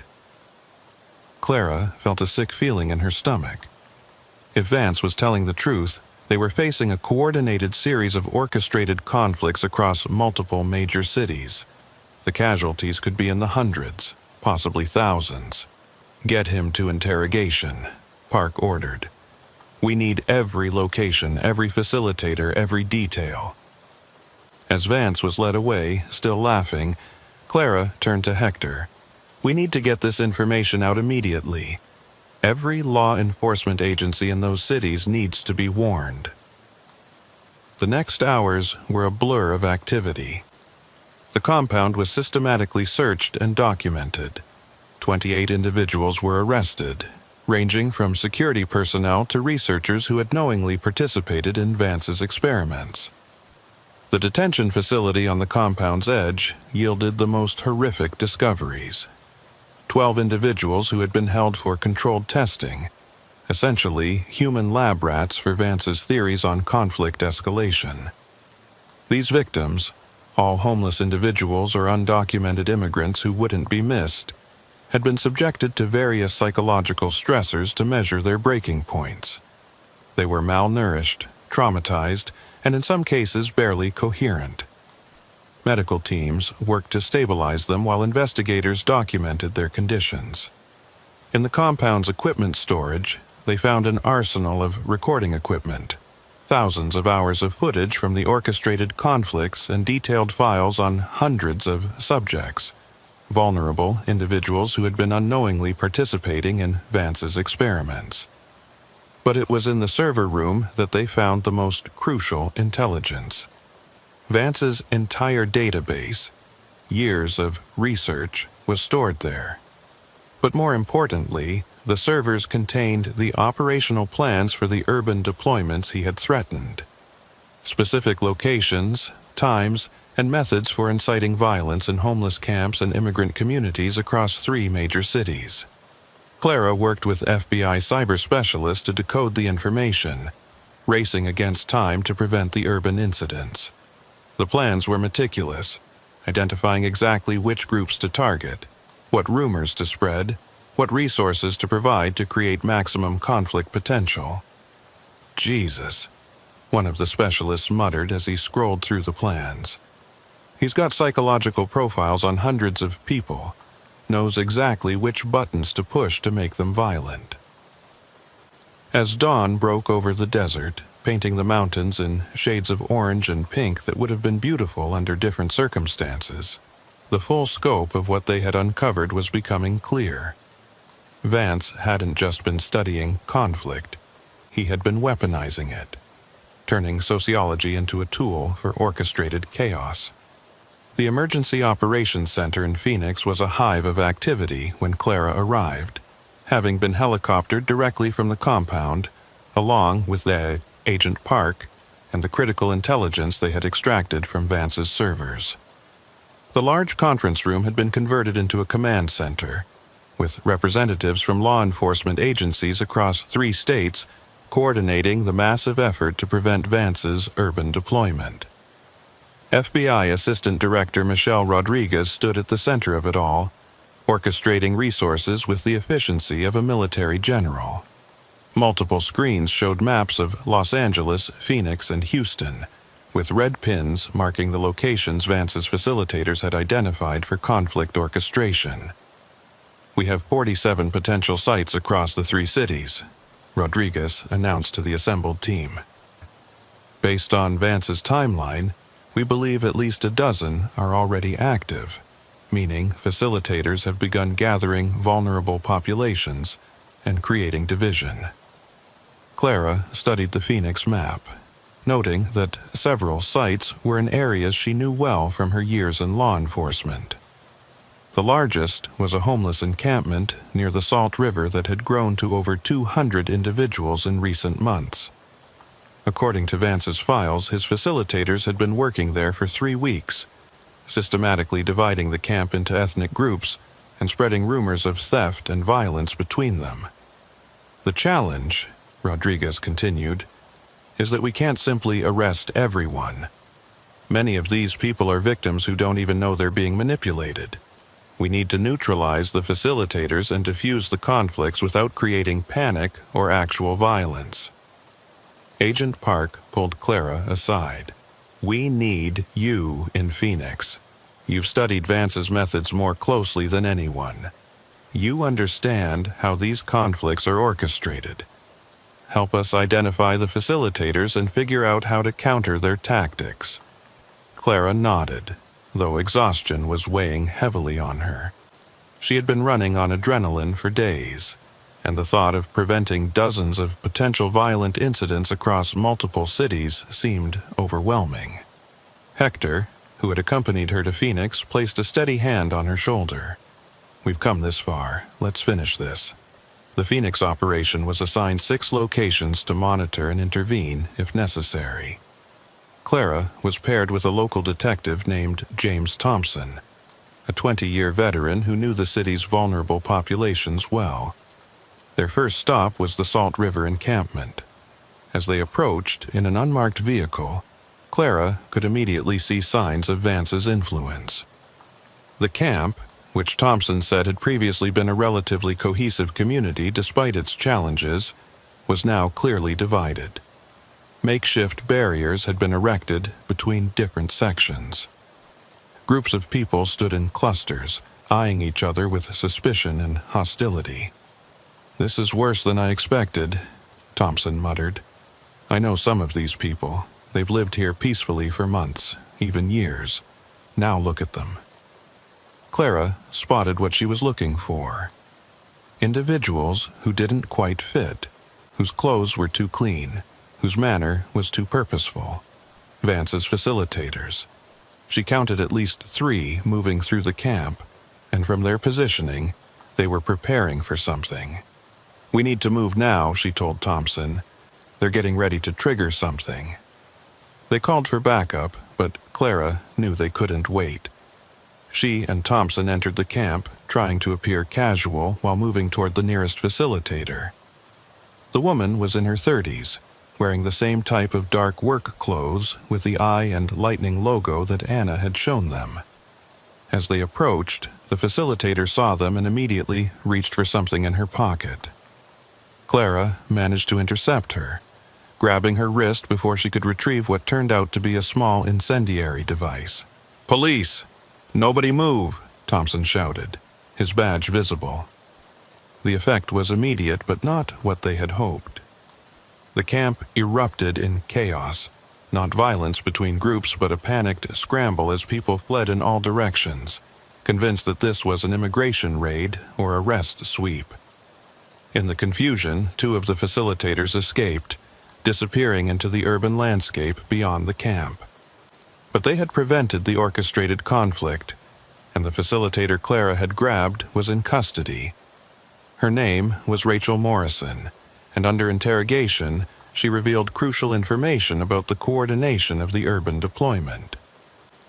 "It's all synchronized," Morrison said, seemingly eager to talk when she realized the scope of law enforcement's response. "Every facilitator has a specific timeline.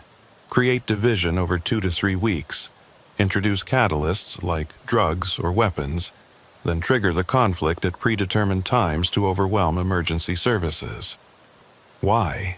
Clara asked. "What's the purpose beyond Vance's research?"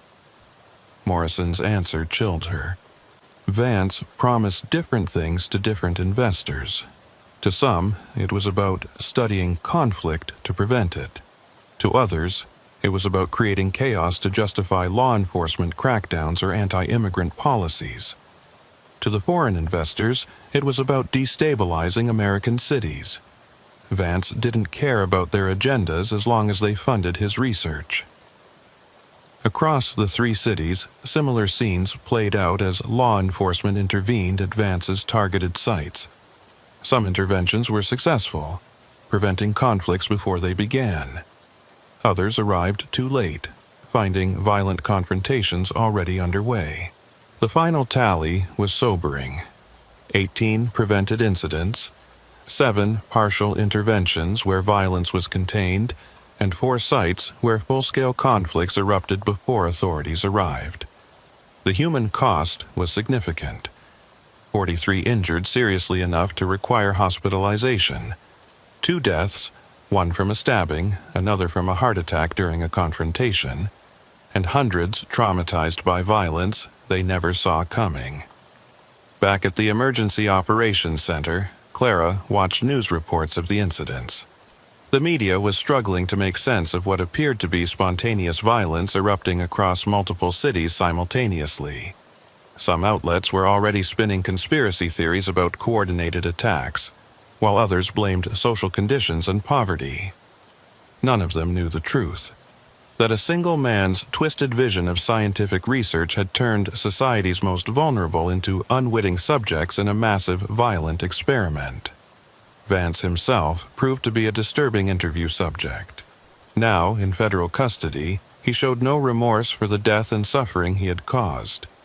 In recorded interrogation sessions, he maintained that his work was vital for understanding human conflict. "You think I'm a monster," he told his interrogators. "But I'm a scientist. Every war, every genocide, every riot happens because we don't understand the mechanics of human conflict. I was providing that understanding, the suffering of hundreds to save millions. It's a reasonable exchange." When confronted with videos of his victims, Vance's response was clinical. Each injury, each death provides data points: emotional responses to violence, escalation patterns, intervention effects. This information is invaluable. It was Hector who pointed out the fundamental flaw in Vance's logic during one discussion. He talks about preventing future conflicts, but he was creating conflicts that wouldn't have existed without his intervention. He wasn't studying natural human behavior, he was manufacturing it. The investigation continued for weeks, as authorities unraveled the full extent of Vance's network. His funding sources were traced to a disturbing array of actors: a Russian oligarch interested in American social instability, a Chinese company ostensibly studying crowd control, several extremist groups hoping to spark racial conflicts, and even some legitimate research institutions that had no idea their grants were being used for such purposes. The victims, those who had survived the orchestrated conflicts, faced their own challenges. Many were undocumented immigrants afraid to cooperate with authorities. Others were homeless individuals with mental health issues that made their testimony unreliable. Some simply wanted to forget and move on, unable to process that their suffering had been deliberately orchestrated for someone's research. Clara found herself particularly troubled by one victim she interviewed, a man named Carlos, who had been in the Salt River camp. "I thought I knew who my enemies were," he told her. "Other homeless folks trying to steal my stuff, cops trying to move us along. But to find out someone was making us fight each other for science, how do you trust anyone after that?" His question haunted Clara. Vance's experiments had not just caused physical violence. They had shattered the fragile trust that existed in communities already struggling with poverty and marginalization. The social fabric of these vulnerable populations had been deliberately torn, and repairing it would take far longer than treating the physical wounds. As the formal investigation wound down, Clara returned to Cochise County, where Sheriff Mason welcomed her back with a mixture of pride and concern. "You did outstanding work, Sandoval, but I can see this case has taken its toll." He wasn't wrong. Clara found herself constantly suspicious of conflicts she encountered, wondering if they were organic or orchestrated. Every homeless camp she passed, every group of day laborers, every gathering of society's marginalized, made her wonder if someone was watching, manipulating, documenting. One evening, 3 months after Vance's arrest, Clara and Hector met at a small bar in Bisbee. The trial was approaching, and they would both have to testify. But that night, they just wanted to process everything they had experienced. "Do you think Vance was right about one thing?" Hector asked after a long silence. "That understanding conflict dynamics could prevent future violence?" Clara considered the question carefully. "Maybe, but not like this. You can't understand human behavior by forcing it into artificial patterns. Vance wasn't studying conflict. He was creating it. Real prevention comes from addressing the conditions that make people vulnerable to manipulation. Poverty, desperation, lack of resources." Hector nodded. "The saddest part is that all those people, the homeless, the migrants, they were already struggling. Vance just weaponized their struggles." As they talked, Clara's phone buzzed with a news alert. There had been a fight at a homeless camp in Tucson. Her first instinct was to wonder if it was connected to Vance somehow, if they had missed some part of his network. But then she forced herself to stop. Not every conflict was orchestrated. Sometimes, desperate people in difficult situations came into conflict naturally. The trial of Marcus Vance and his accomplices became a sensation, though the full details were kept from the public to prevent copycat incidents. Vance was eventually convicted on multiple charges including conspiracy, incitement to violence, and murder, receiving a life sentence without possibility of parole. His research, all those terabytes of data derived from human suffering, was sealed by court order, deemed too dangerous to ever be released. During his sentencing, Vance made a final statement that sent chills through the courtroom. "You can imprison me, but you can't imprison ideas. Others will continue this work. The need to understand human conflict is too important. Someone will pick up where I left off, and they'll be smarter, more careful. The experiment will continue." Clara wanted to dismiss this as the ravings of a delusional man, but she knew there was a kernel of truth in his words. The techniques Vance had developed, the methodology of orchestrating conflict among vulnerable populations, was now known. Despite efforts to suppress the information, details had leaked. Somewhere, someone might be planning similar experiments. In the aftermath of the case, Clara found herself changed. She had always known that evil existed, but Vance had shown her a particularly insidious form of it. Evil dressed up as science. Cruelty justified by data. Suffering transformed into spreadsheets and statistics. It was a reminder that the most dangerous people weren't always the ones with guns or drugs, but sometimes those with clipboards and cameras, watching from the shadows and taking notes while others bled. The abandoned properties around Cochise County were gradually cleaned up, some demolished, others renovated for legitimate uses. But Clara could never pass one without remembering what had happened there.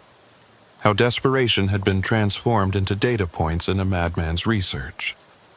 1 year after Vance's arrest, Clara received a package with no return address. Inside was a flash drive and a note in Anna's handwriting. "They're starting again.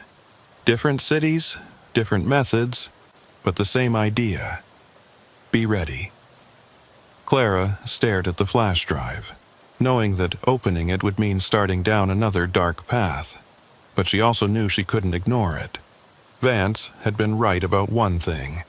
The experiment would continue. And as long as it did, people like Clara would have to be ready to stop it.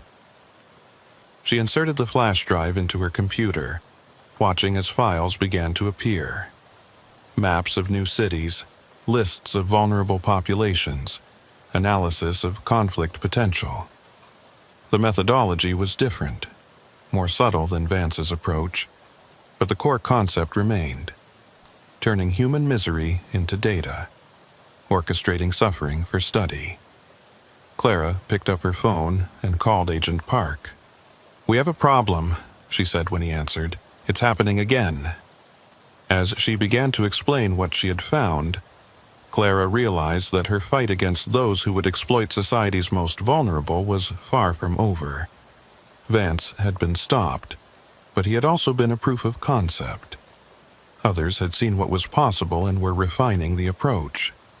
The night patrol that had started with strange lights and sounds at an abandoned ranch had led to something much larger, an ongoing battle against those who saw human suffering not as a tragedy to be prevented, but as a resource to be exploited. And Clara knew that as long as such people existed, her work would never truly be done. Outside her window, the desert stretched endlessly under the starlit sky.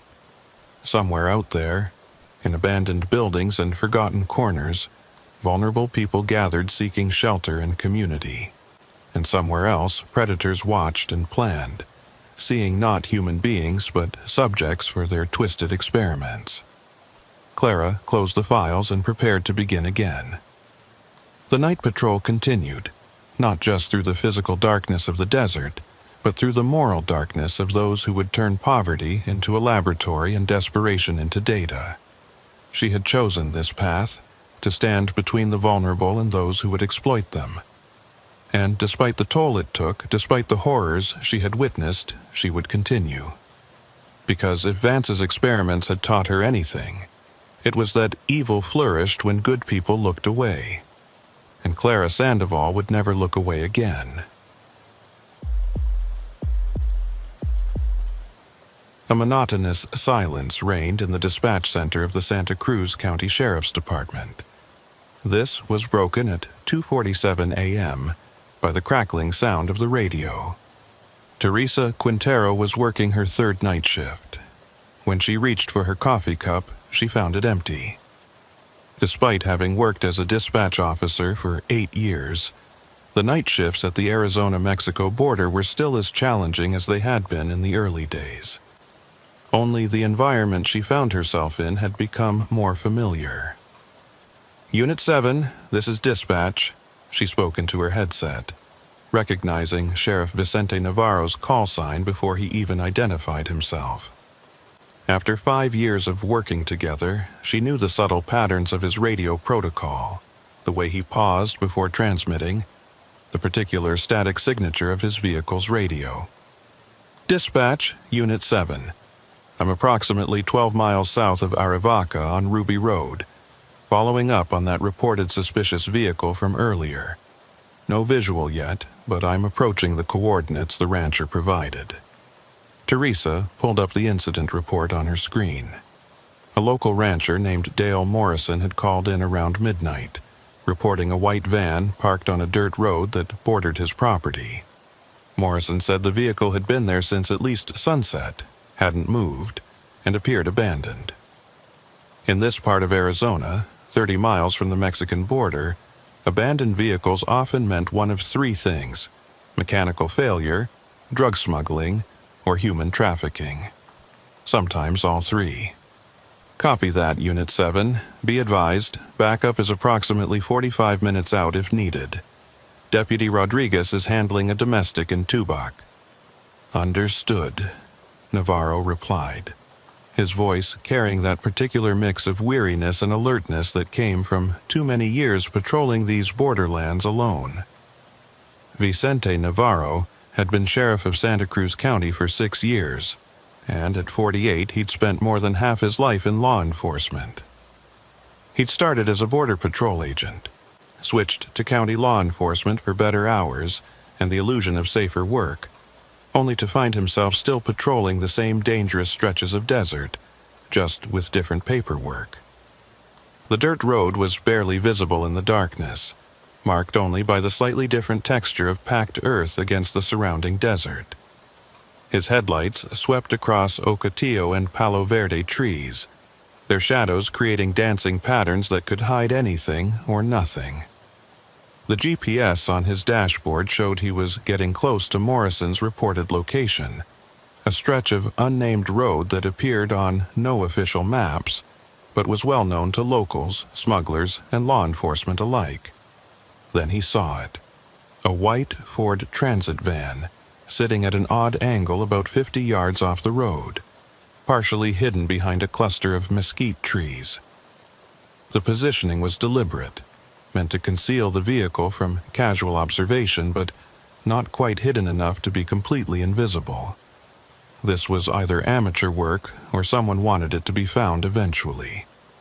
"Dispatch, I have visual on the vehicle," Navarro reported, already running the plates through his mobile terminal.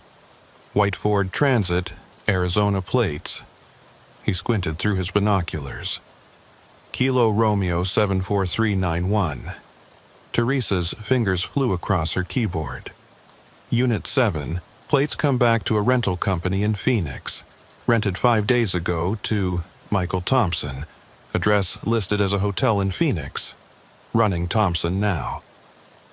While she searched, Navarro approached the van cautiously, his hand resting on his service weapon but not drawing it. 23 years of experience had taught him to be prepared for anything, but not to escalate unnecessarily. The van's windows were tinted, making it impossible to see inside from a distance. No light emanated from within, no sounds of movement or running engine. Michael Thompson shows a suspended license, one prior for possession. Nothing violent, Teresa reported. "But Sheriff, that name's been flagged by DEA. Possible alias used in 3 previous smuggling investigations." Navarro felt the familiar tightness in his chest that came with potentially dangerous situations when backup was too far away to matter. He keyed his shoulder mic. "Copy that. I'm going to approach and check the vehicle. Keep the channel clear." The desert silence was absolute, except for his footsteps on the gravelly soil and the distant call of a great horned owl.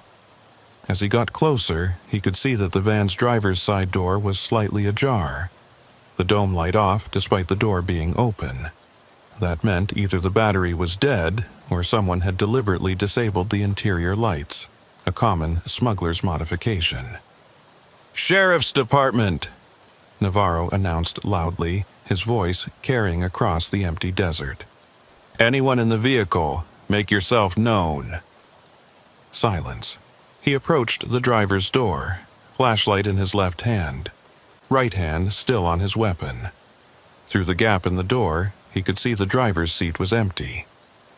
Dark stains on the fabric caught his attention immediately. Blood, dried but not ancient, maybe a day or 2 old. Not enough for a fatal wound, but significant enough to suggest serious injury. Navarro pulled the door fully open, the hinges creaking in protest. The smell hit him immediately. Blood, sweat, fear, and something else. Something chemical and sharp.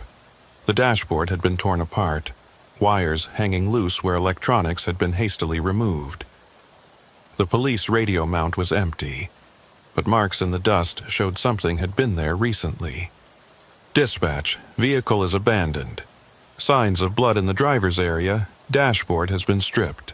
Checking the cargo area now." "Copy that, Unit 7. Want me to notify Border Patrol?" "Not yet. Let me finish my initial assessment." The cargo area of the van told a more complete story. Dozens of water jugs, some full, some empty. Backpacks arranged in rows, each one identical, the kind bought in bulk. Blankets, food supplies, and most tellingly a set of fraudulent documents scattered across the floor. Fake Social Security cards, driver's licenses, work permits. But these weren't high-quality forgeries. They were rush jobs, the kind made when plans had gone wrong and people needed documentation quickly. Navarro photographed everything methodically, his flashlight beam revealing more disturbing details. More blood, this time on the cargo door handle and floor. Drag marks in the dust leading from the van toward the desert. And there, caught on a sharp edge of metal, a torn piece of fabric that looked like it came from a uniform. Not military, but similar. Private security, maybe, or one of the militia groups that sometimes patrolled these areas illegally. "Teresa, I'm going to need a full forensics team out here at sunrise," he said into his radio. "And contact Border Patrol and DEA. This is definitely smuggling related, but something went wrong." Understood, Sheriff. Weather Service is showing a storm system moving in from the Gulf.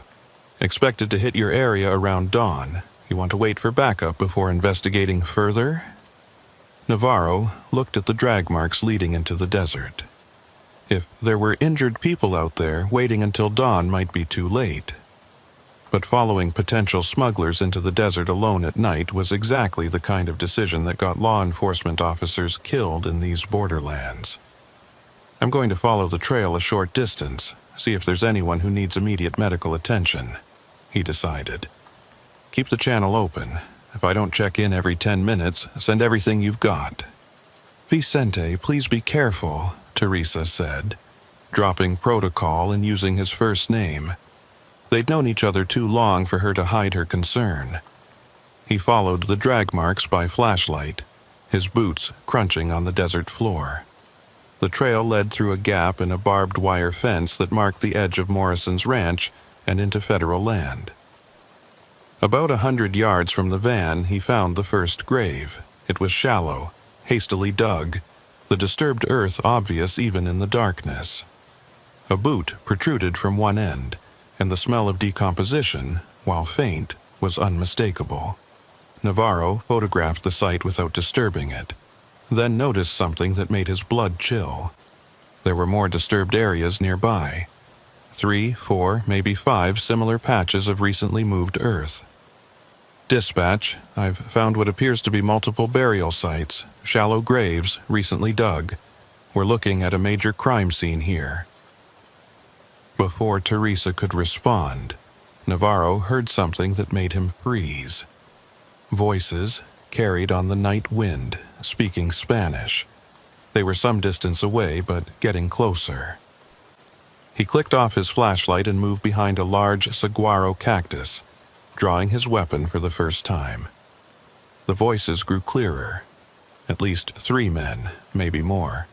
They were arguing about something, their tones aggressive and stressed.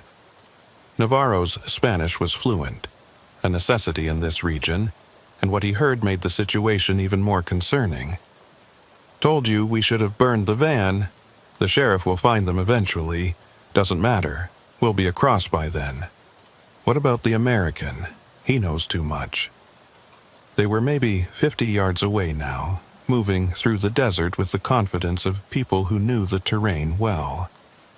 Navarro was outnumbered, in the dark, with backup still at least 30 minutes away.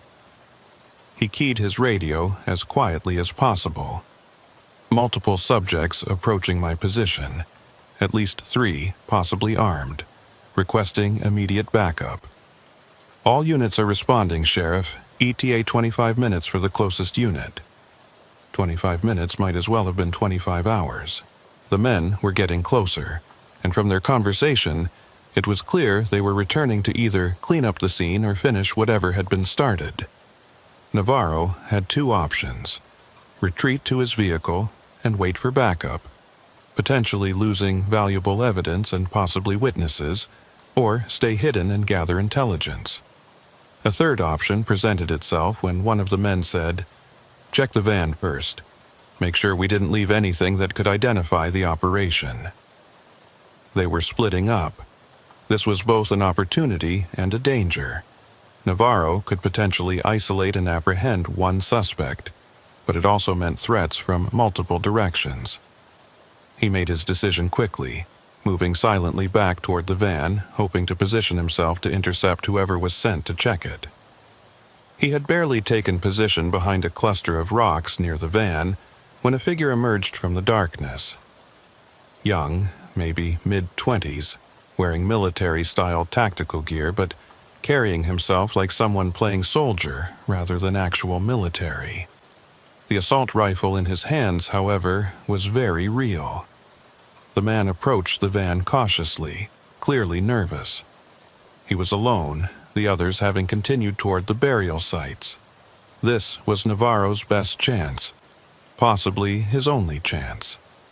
He waited until the man was examining the van's interior, his weapon lowered and attention focused on searching for something specific.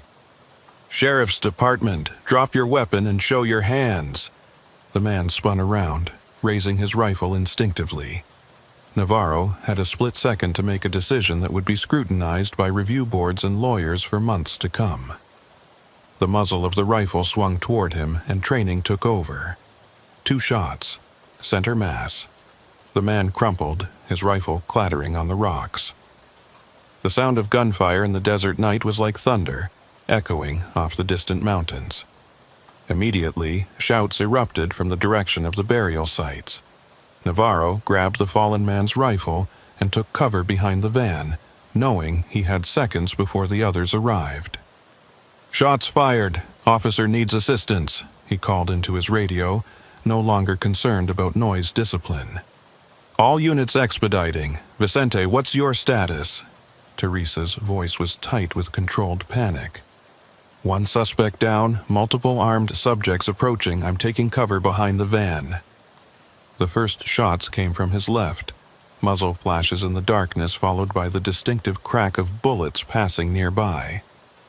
Navarro returned fire in controlled bursts, trying to suppress rather than hit targets he couldn't clearly see. His ammunition was limited, 2 magazines for his service weapon, plus whatever was in the rifle he'd recovered. The radio chatter intensified as units across the county responded, but Navarro could barely hear it over the sound of gunfire. The suspects had spread out, trying to flank his position.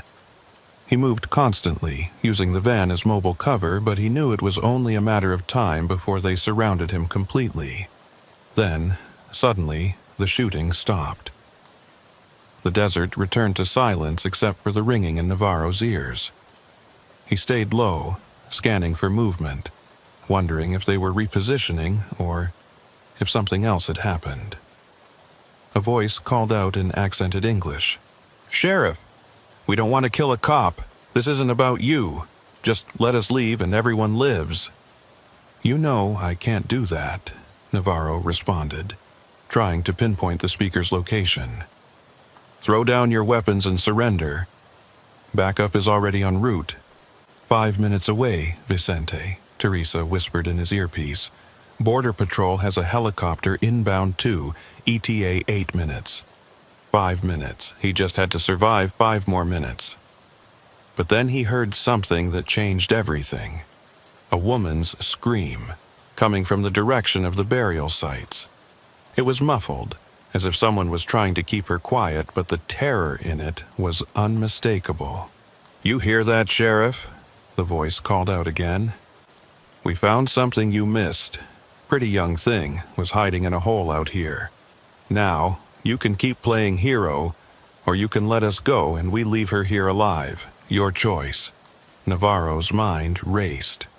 If there was a survivor, someone who had hidden from whatever violence had occurred here, he couldn't let her become another casualty. But he also knew that surrendering his position would likely mean his own death and the loss of any witnesses. "Prove she's alive," he called back, buying time. There was commotion in the darkness, then a young woman's voice speaking rapid Spanish begging for help. She sounded terrified but uninjured. Navarro made one of the hardest decisions of his career. "All right," he called out. "Here's the deal. You release the woman, let her walk to me, and you can leave. But you go on foot, leave your weapons." Laughter echoed across the desert. "You think we're stupid, Sheriff? No deal. You put down your weapons and walk away from the van. We take it and leave. The girl stays alive." 3 minutes, Vicente," Teresa updated him. "Whatever you're going to do." Before he could respond, headlights appeared in the distance, approaching fast on the dirt road. But something was wrong. The lights were coming from the wrong direction, from the south toward Mexico, not from the north where backup would approach. "Shit," the voice in the darkness cursed. "It's them. Sheriff, you need to run, now." The fear in the smuggler's voice was genuine and immediate. Whatever was approaching scared them more than the law enforcement did. Navarro heard them scrambling in the darkness. No longer concerned with him, their attention entirely on the approaching vehicles. 3 trucks crested the small rise, their headlights illuminating the entire scene like daylight. Navarro could see his attackers now. 4 men in tactical gear, abandoning their positions and running toward the desert. He also saw the woman they had mentioned. A young girl, really, maybe 18, crawling out from behind a rock formation. The truck stopped in a semicircle, and men poured out, at least a dozen, all armed with military-grade weapons. But these weren't cartel soldiers or smugglers. Their movements were too professional, too coordinated. They wore matching black tactical gear with no insignia, and they moved with the precision of trained military operators. "Sheriff Navarro," a voice called out from behind the blinding headlights. American accent, neutral, could have been from anywhere. "Please remain where you are. We're here to clean up this mess." "Identify yourself," Navarro demanded, though he kept his weapon lowered. These men, whoever they were, could have killed him already if that was their intent. A figure stepped forward, silhouetted against the headlights. "Let's just say we're concerned citizens who don't appreciate certain activities taking place so close to our border. The men who are shooting at you are part of a group that's been causing problems for everyone, law enforcement and legitimate businessmen alike." "Vicente, I've got units 30 seconds out," Teresa said in his ear. Multiple agencies responding. But even as she said it, Navarro could hear the distant sound of helicopters, more than one approaching from the south. The man in black seemed to hear them too. "Sheriff, in about 60 seconds, this place is going to be very crowded. You're going to want to focus on the van, the graves, and that young lady over there who I'm sure has quite a story to tell. You won't find us or the men who were shooting at you. But I can tell you this. Check the 3rd grave carefully. What you find there will explain everything." The men in black were already moving back to their vehicles with the same precision they'd shown arriving. Within seconds, they were driving away, lights off now, disappearing into the desert as sirens became audible in the distance. Navarro rushed to the young woman who was huddled against a rock, shaking with fear and cold. She was Hispanic, wearing torn clothes that had once been a waitress uniform from a restaurant Navarro recognized in Nogales. "You're safe now," he told her in Spanish, wrapping his jacket around her shoulders. "What's your name?" "Rosa," she whispered. "Rosa Martinez. They killed everyone else. I hid when the shooting started. I've been hiding for 2 days." "Who killed everyone? The men who were just here?" She shook her head. "No, others, Americans. They said they were police, but they weren't. They executed everyone. Miguel, Ana, Jorge, all of them. Said we saw something we shouldn't have. Dawn brought a crime scene that would haunt everyone who worked it. As the sun painted the desert in shades of orange and pink, revealing the full scope of what had occurred, even veteran investigators found themselves overwhelmed. The FBI had taken over the scene, given the international implications and the scale of the crime. But Navarro remained involved as the initial responding officer and the highest-ranking local law enforcement present. Special Agent Diana Foster, leading the FBI team, stood with Navarro at the edge of what they now knew were 7 shallow graves. The forensic team had worked through the night, carefully excavating each burial site. The victims were a mix of Mexican nationals and Americans, all showing signs of execution-style killings except for one. "The 3rd grave, just like your mysterious friend suggested," Foster said, gesturing to where technicians were photographing the most unusual discovery. James Mitchell, age 44, former DEA agent who supposedly died in a car accident 3 years ago. Navarro studied the body, which was notably fresher than Mitchell's supposed death date would suggest. He's only been dead maybe 3 days, so either someone faked his death 3 years ago, or there's a much bigger game being played here, Foster finished. Mitchell was investigating corruption within border enforcement agencies when he died. His accident was suspicious, but the case was closed quickly. Too quickly, according to some. Teresa's voice crackled through Navarro's radio. "Sheriff, I'm patching through a call from the hospital. It's about the survivor." Rosa Martinez had been transported to the medical center in Nogales for treatment and observation. She was dehydrated and traumatized, but physically unharmed. What she had told investigators during her initial interview had already sent shockwaves through multiple agencies. According to Rosa, she had been working at a restaurant in Nogales when she was approached by a man offering her work as a translator for what he claimed was a legitimate transport company. The pay was too good to refuse. $500 a day to ride along with shipments and translate for drivers who didn't speak English. She thought she would be translating for truck drivers hauling produce or manufactured goods. Instead, she found herself in a van with 7 other people, being driven into the desert by men with guns. But they weren't typical human traffickers. They wore uniforms that looked official, had badges, and spoke like law enforcement. The other passengers seemed to be a mix of people who had been similarly deceived and some who appeared to be willing participants in something larger. They kept talking about the exchange, Rosa had told investigators. Something about trading intelligence for safe passage. One of the Americans, the older man you found in the 3rd grave, he kept saying he had proof of something, that people needed to know the truth. That older man was James Mitchell, and what he had been trying to reveal was becoming clearer as the FBI cyber team worked on a damaged laptop found buried with him. The device had been wrapped in plastic, protected from the elements, almost as if Mitchell had known he might not survive and wanted to preserve the evidence he'd gathered.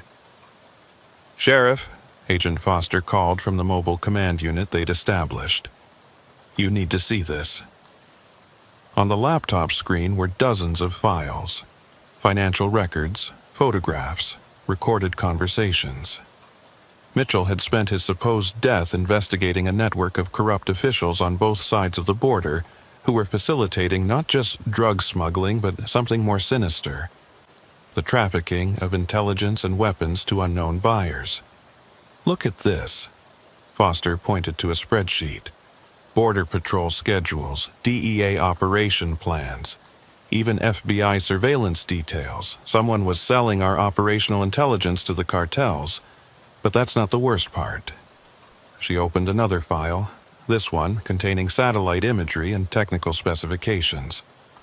These are classified military documents, patrol routes for military assets along the border, response protocols for terrorist threats, even nuclear detection equipment locations.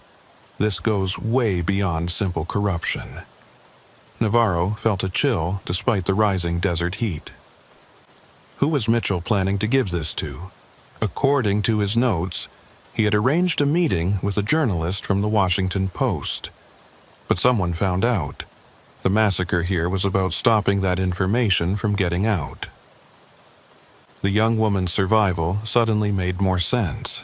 She had been an unintended witness, someone who wasn't supposed to be there. The killers had eliminated everyone who knew about Mitchell's evidence but had somehow missed Rosa hiding in the darkness. As the day progressed, more pieces of the puzzle emerged. The van's stripped dashboard had contained sophisticated communication equipment capable of intercepting and decoding encrypted law enforcement channels. The fake documents weren't for smuggling immigrants but for creating clean identities for intelligence assets. The water and supplies were props, camouflage for the real operation. "We've identified 2 more bodies," a forensic technician reported to Foster and Navarro. Marcus Rodriguez, former Army intelligence discharged in 2018, and Sarah Kim, a contractor who worked for a private security firm that had government contracts. Each victim, it seemed, had been part of Mitchell's network of informants, or had stumbled onto the operation accidentally. The execution-style killing suggested professional work, not cartel violence. Someone with training and resources had eliminated these people to protect the larger conspiracy. Navarro's phone rang. It was Sheriff Mason from Cochise County, a colleague he'd known for years. "Vicente, you need to be very careful. I just got a visit from some federal types asking about your investigation. They weren't FBI or DEA. When I asked for credentials, they left. Something's not right." Before Navarro could respond, he noticed several black SUVs approaching the crime scene on the dirt road. They bore no agency markings, and the men who emerged wore suits despite the desert heat.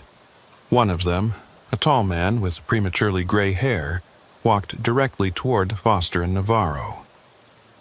"Agent Foster, Sheriff Navarro," he said, producing credentials that identified him as Deputy Director Harold Morrison from the Department of Homeland Security.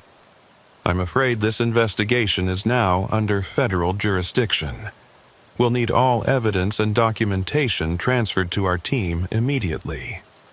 Foster bristled. "This is an active FBI crime scene. You can't just—" "I can and I am," Morrison interrupted, handing her a document. "This is a national security matter now. Your involvement ends here." Navarro read the document over Foster's shoulder. It was legitimate, signed by people so high up the chain of command that arguing would be career suicide. But something about Morrison's urgency suggested this was less about investigating the crime and more about controlling the narrative. "What about the survivor?" Navarro asked. "Rosa Martinez?" Morrison's expression didn't change. "She'll be transferred to federal protective custody for her safety. We'll handle her debriefing from here. I'd like to maintain local jurisdiction involvement," Navarro pressed. "This happened in my county." "Your request is noted and denied," Morrison said flatly. "Sheriff, you did excellent work here, but this is beyond local law enforcement now. For your own safety and career, I suggest you file your report and move on." The threat was subtle but clear. Navarro watched as federal agents began dismantling the FBI's crime scene operation, loading evidence into their vehicles with an efficiency that suggested they'd done this before. Foster looked furious but helpless. As the federal takeover proceeded, Navarro noticed one of the forensic technicians, a young woman named Julie Smith, quietly slip him a flash drive while pretending to return his evidence bags. "Copies of everything," she whispered. "Something's not right here." Within an hour, the crime scene was cleared, the evidence removed, and the federal agents gone. The desert returned to its normal quiet, as if the violence and revelations of the past 24 hours had never occurred. But Navarro had the flash drive, and he knew Rosa Martinez was still at the hospital, at least for now. "Teresa," he called on a private channel as he drove back toward town. "I need you to do something off the books. Can you access the hospital's patient database?" "Vicente, what are you planning?" "Those federal agents are going to make Rosa disappear, probably claim she was never here. We need to document everything before that happens." There was a pause before Teresa responded. "She's still there, room 314. But Vicente, there are 2 men in suits sitting outside her door. They're not regular hospital security."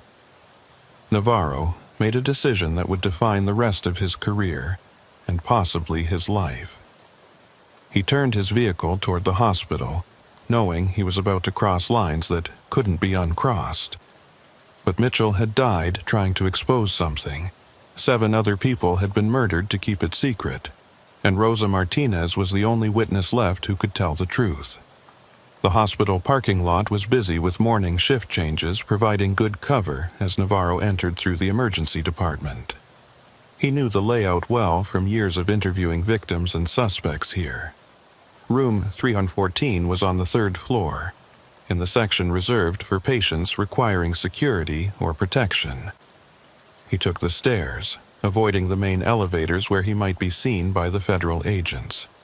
On the 3rd floor, he peered through the door window. Two men in dark suits sat in chairs outside Rosa's room, one reading a tablet, the other on his phone.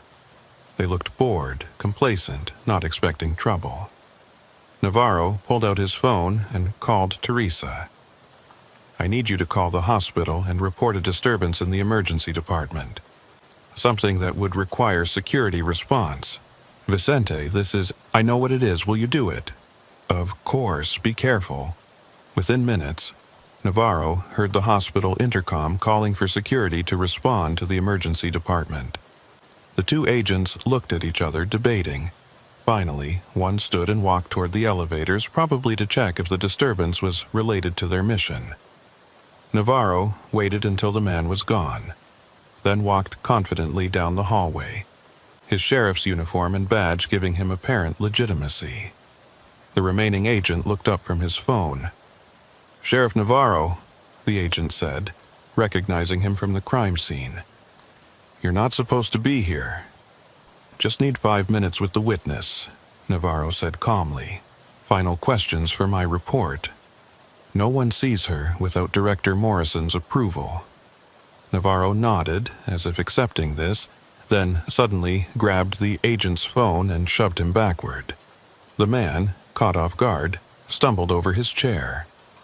Navarro was through the door before the agent could recover. Rosa was awake, sitting up in bed, her eyes widening in fear, then recognition. "Sheriff?" "Rosa, I don't have much time. These men are going to take you somewhere, and you might not get a chance to tell your story. I need you to tell me everything quickly."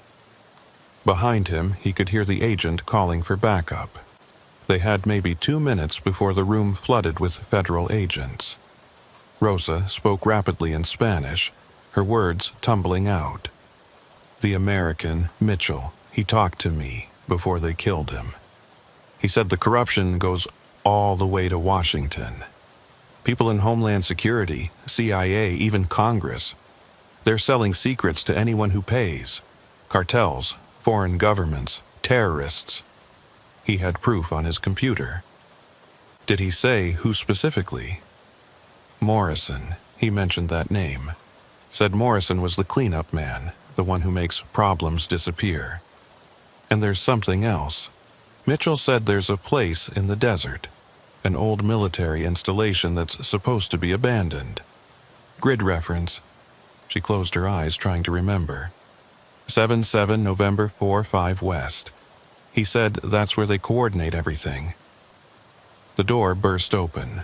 The agent Navarro had pushed entered with his weapon drawn, followed by his partner and hospital security. "Step away from the witness, Sheriff." Navarro raised his hand slowly, his phone in one hand still recording. "Just finishing my interview. You're under arrest for interfering with a federal investigation and assaulting a federal agent." As they cuffed him, Navarro made eye contact with Rosa one last time. She nodded slightly, understanding that he had heard her, that someone would remember her story even if she disappeared. But as they led him from the room, Navarro saw something that gave him hope. In the hallway, mixed in with the gathering crowd of hospital staff and patients, was a familiar face. Diana Foster, the FBI agent, holding up her phone, recording everything. She had come to the same conclusion he had, that something was deeply wrong with this federal takeover. Their eyes met briefly, and Foster mouthed a single word: "Later." Navarro spent 6 hours in federal custody before being released without charges, a development that surprised him more than his arrest. Deputy Director Morrison personally handled his release, meeting him in a stark interview room at the federal building in Tucson. "Sheriff Navarro," Morrison began, his tone conversational rather than confrontational.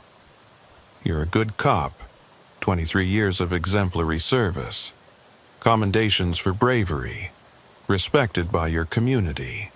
Why throw all that away?" "I could ask you the same question," Navarro replied. "How long have you been covering up murders to protect your operation?" Morrison's expression didn't change.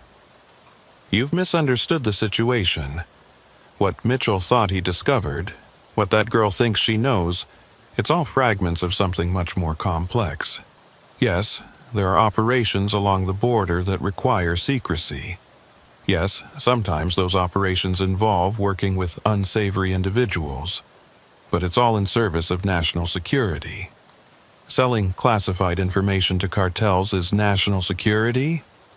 Controlling the flow of information, managing chaos rather than letting it run wild. Sometimes that requires difficult choices. Morrison leaned back in his chair. Sheriff, you've worked this border long enough to know it's not black and white. Sometimes we have to work with bad people to stop worse ones. And Mitchell? The 7 other people in those graves? Morrison's jaw tightened slightly, the first sign of emotion he'd shown. Mitchell was a crusader who didn't understand the bigger picture.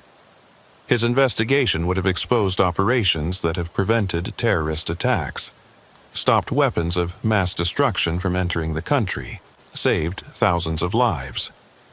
Yes, his death was regrettable, but it was necessary. You're admitting to murder? I'm admitting nothing. Mitchell died in a car accident 3 years ago.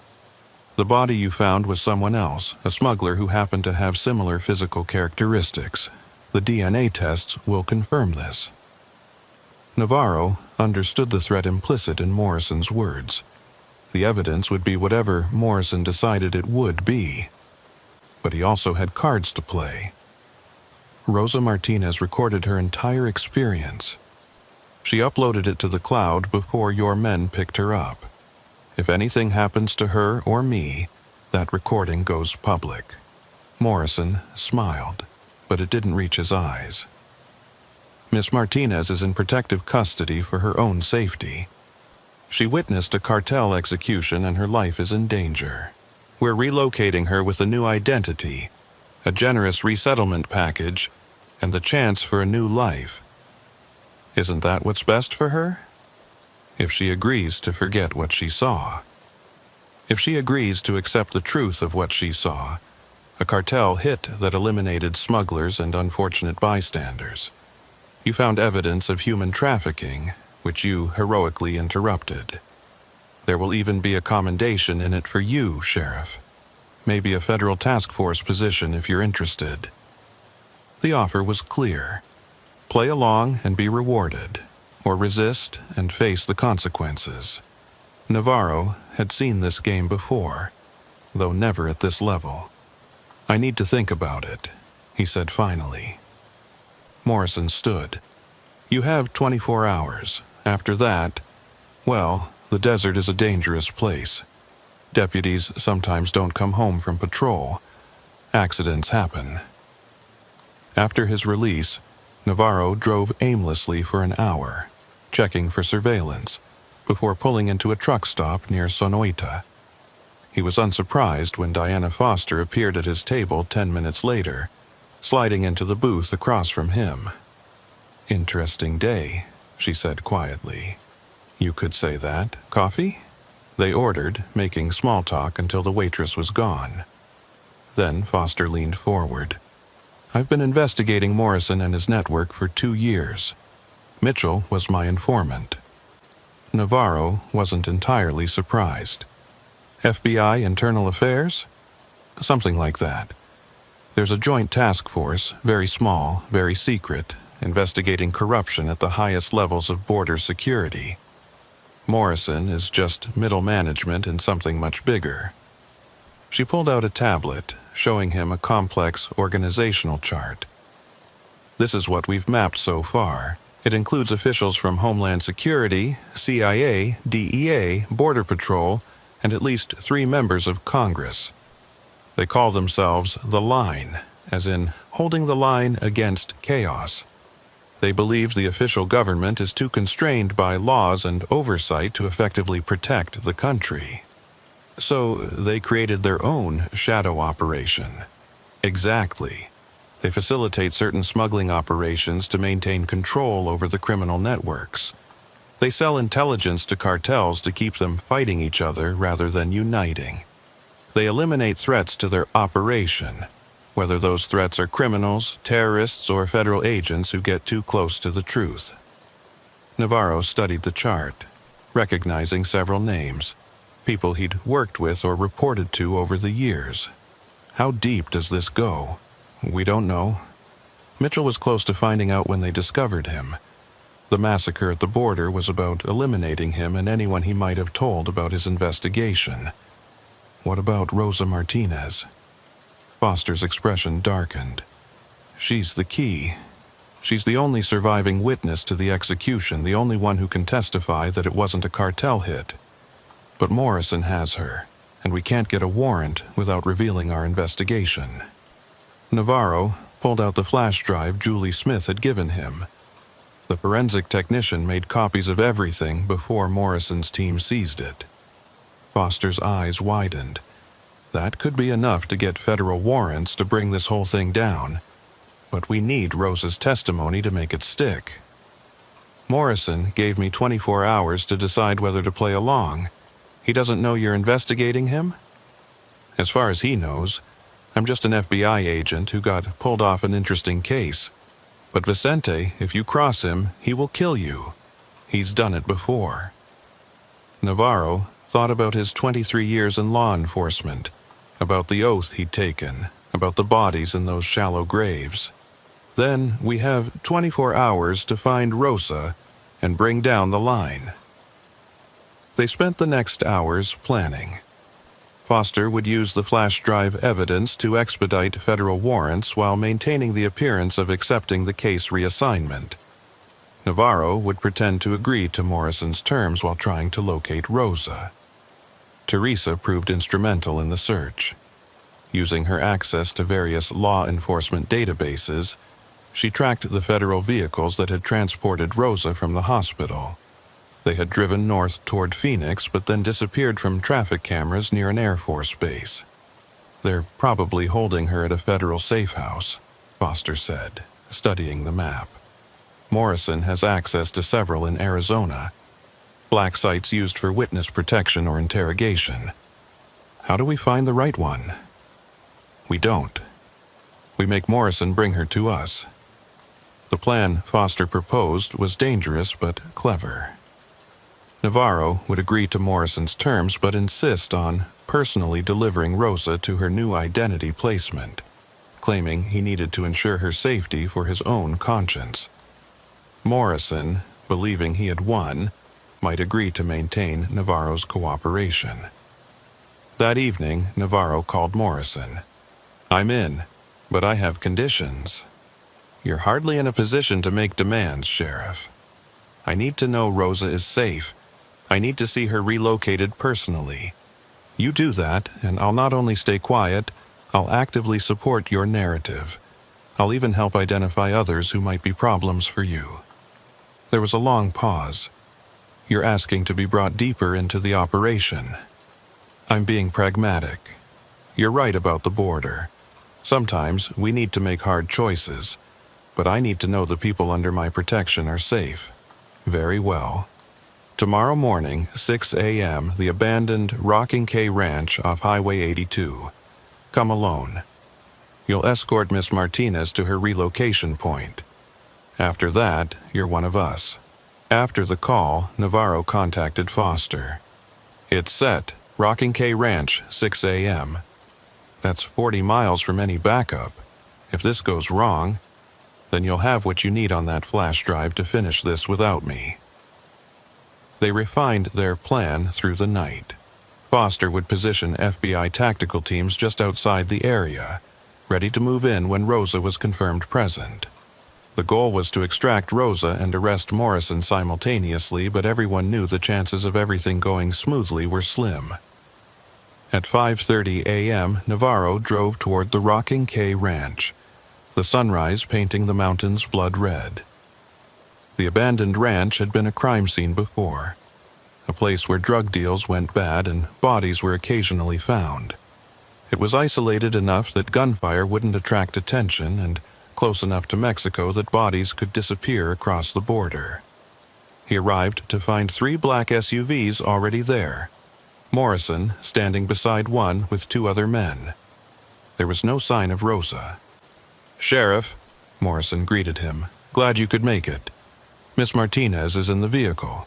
We'll transport her together to the relocation site. I want to see her first." Morrison nodded to one of his men, who opened the rear door of the middle SUV. Rosa was inside, zip-tied and gagged, her eyes wide with fear. She was alive, but clearly a prisoner, not a protected witness. "Zip ties seem excessive for witness protection," Navarro observed. "She's been uncooperative, keeps insisting on telling her story to media outlets. We can't have that." Morrison's tone was casual, as if discussing a minor inconvenience. "Once she's relocated, she'll understand it's for her own good." Navarro knew this was the moment. Rosa was here. Morrison had essentially admitted to holding her against her will, and the FBI teams were in position. But something felt wrong. Morrison was too calm, too confident. "Before we go," Morrison said, "I need you to do something to prove your commitment." He handed Navarro a pistol. "There's a problem that needs solving, a loose end from the border incident." One of Morrison's men opened the back of the third SUV, revealing a bound figure. Navarro's heart sank as he recognized Julie Smith, the forensic technician who had given him the flash drive. "She made unauthorized copies of evidence," Morrison explained. "That's a federal crime, of course, but more importantly, it shows she can't be trusted. You're going to solve this problem for us." Navarro understood now. This wasn't about bringing him into the organization. This was about compromising him, making him complicit in murder so he could never testify against them. Morrison knew about the flash drive, probably knew about Foster's investigation, and was tying up loose ends. "I'm not killing anyone," Navarro said firmly. "Then both women die, and you have an unfortunate accident on the way back to town. Your choice, Sheriff. One death or three." Navarro looked at the pistol in his hand, then at Morrison. "You're right, there is a problem that needs solving." He raised the weapon, but instead of pointing it at Smith, he aimed at Morrison. "Federal agents, nobody move." The desert erupted in chaos. FBI vehicles that had been hidden behind rises and in arroyos suddenly appeared, agents in tactical gear swarming the scene. Morrison's men reached for weapons but were overwhelmed by superior numbers and positioning. Morrison himself stood perfectly still, a slight smile on his face. "You have no idea what you've done, Sheriff. The things we've prevented, the threats we've stopped. Without us, this border will become a war zone." "Maybe," Navarro replied, keeping his weapon trained on Morrison while FBI agents moved in to make arrests. "But at least it'll be an honest war, not one orchestrated by people like you." As Morrison was cuffed and led away, he leaned close to Navarro. "This isn't over. The line has resources you can't imagine. Prison won't hold us, and when we get out, everyone involved in this will pay." The arrests at the Rocking K Ranch were just the beginning. Over the next 72 hours, synchronized raids across 4 states resulted in the detention of 43 individuals connected to the line. The operation made national news, though the full details were kept classified to protect ongoing investigations and prevent panic about the depth of corruption within border security agencies. Navarro found himself at the center of a massive federal investigation, spending long days in secure facilities providing testimony, reviewing evidence, and helping FBI agents understand the network of corruption he'd uncovered. Rosa Martinez was placed in legitimate witness protection after providing crucial testimony that corroborated the evidence from Mitchell's laptop. But Morrison had been right about one thing. The line had resources that ran deep. 3 weeks after the arrests, Navarro was driving home from another day of depositions when Teresa's voice crackled over his radio, urgent and frightened. Vicente, don't come to the station. Something's happening. Federal agents are here, but Foster says they're not real FBI. Before he could respond, his phone rang. It was Foster. They're making their move. Morrison made bail yesterday. Some judge we didn't even know was connected to them. They're issuing federal warrants for you, me, and everyone involved in the investigation. They're claiming we fabricated evidence, that we're the corrupt ones. Navarro pulled over, his mind racing. How is that possible? They have people everywhere, Vicente. Higher up than we realized. The Attorney General's office, federal judiciary, even congressional oversight committees. They're framing this as a rogue FBI operation that violated civil rights and manufactured evidence to advance careers. Where are you now? Mobile. They raided my hotel room 10 minutes ago. I grabbed what I could and ran. Vicente, they're going to kill us and make it look legitimate. Either we'll be shot resisting arrest, or we'll have accidents in custody. Navarro thought quickly. The old Coronado mine, 30 miles southwest of town. It's been abandoned since the 80s. Meet me there. That's in the middle of nowhere. Exactly. And I know those tunnels. My father worked that mine before it closed. As he drove toward the mine, Navarro called Teresa on a burner phone he kept for emergencies. Can you get out safely? I think so. They're focused on your office, going through files. Vicente, they have a federal warrant with your name on it. Murder, conspiracy, evidence tampering. They're saying you killed Mitchell and those others to cover up your own smuggling operation. Get to your sister's house in Phoenix. Stay off the grid. Don't use credit cards or anything traceable. What are you going to do? What I have to do, end this. The Coronado mine sat in a valley between two mountain ranges, its entrance partially collapsed but still accessible to those who knew the safe path through the rubble. Navarro arrived first, hiding his vehicle behind an old equipment shed and gathering supplies, water, flashlights, the weapons he always kept in his trunk, and most importantly, a satellite phone that couldn't be traced to him. Foster arrived an hour later, looking exhausted and frightened but determined. I brought everything I could grab from the investigation. Copies of files, recordings, Mitchell's original laptop. If we're going down, this evidence needs to survive. We're not going down, Navarro said with more confidence than he felt. Morrison made a mistake. He's so used to operating in shadows that he's forgotten what happens when you shine light on corruption. What do you mean? He thinks he can control the narrative because he has people in traditional media and government, but he can't control everything. Navarro pulled out the satellite phone and dialed a number from memory.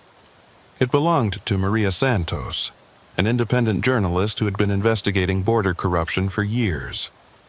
She answered on the third ring. Maria, it's Vicente Navarro. I have a story for you. The biggest of your career. But I need you to move fast and be very careful. Over the next 2 hours, Navarro and Foster transmitted everything to Santos.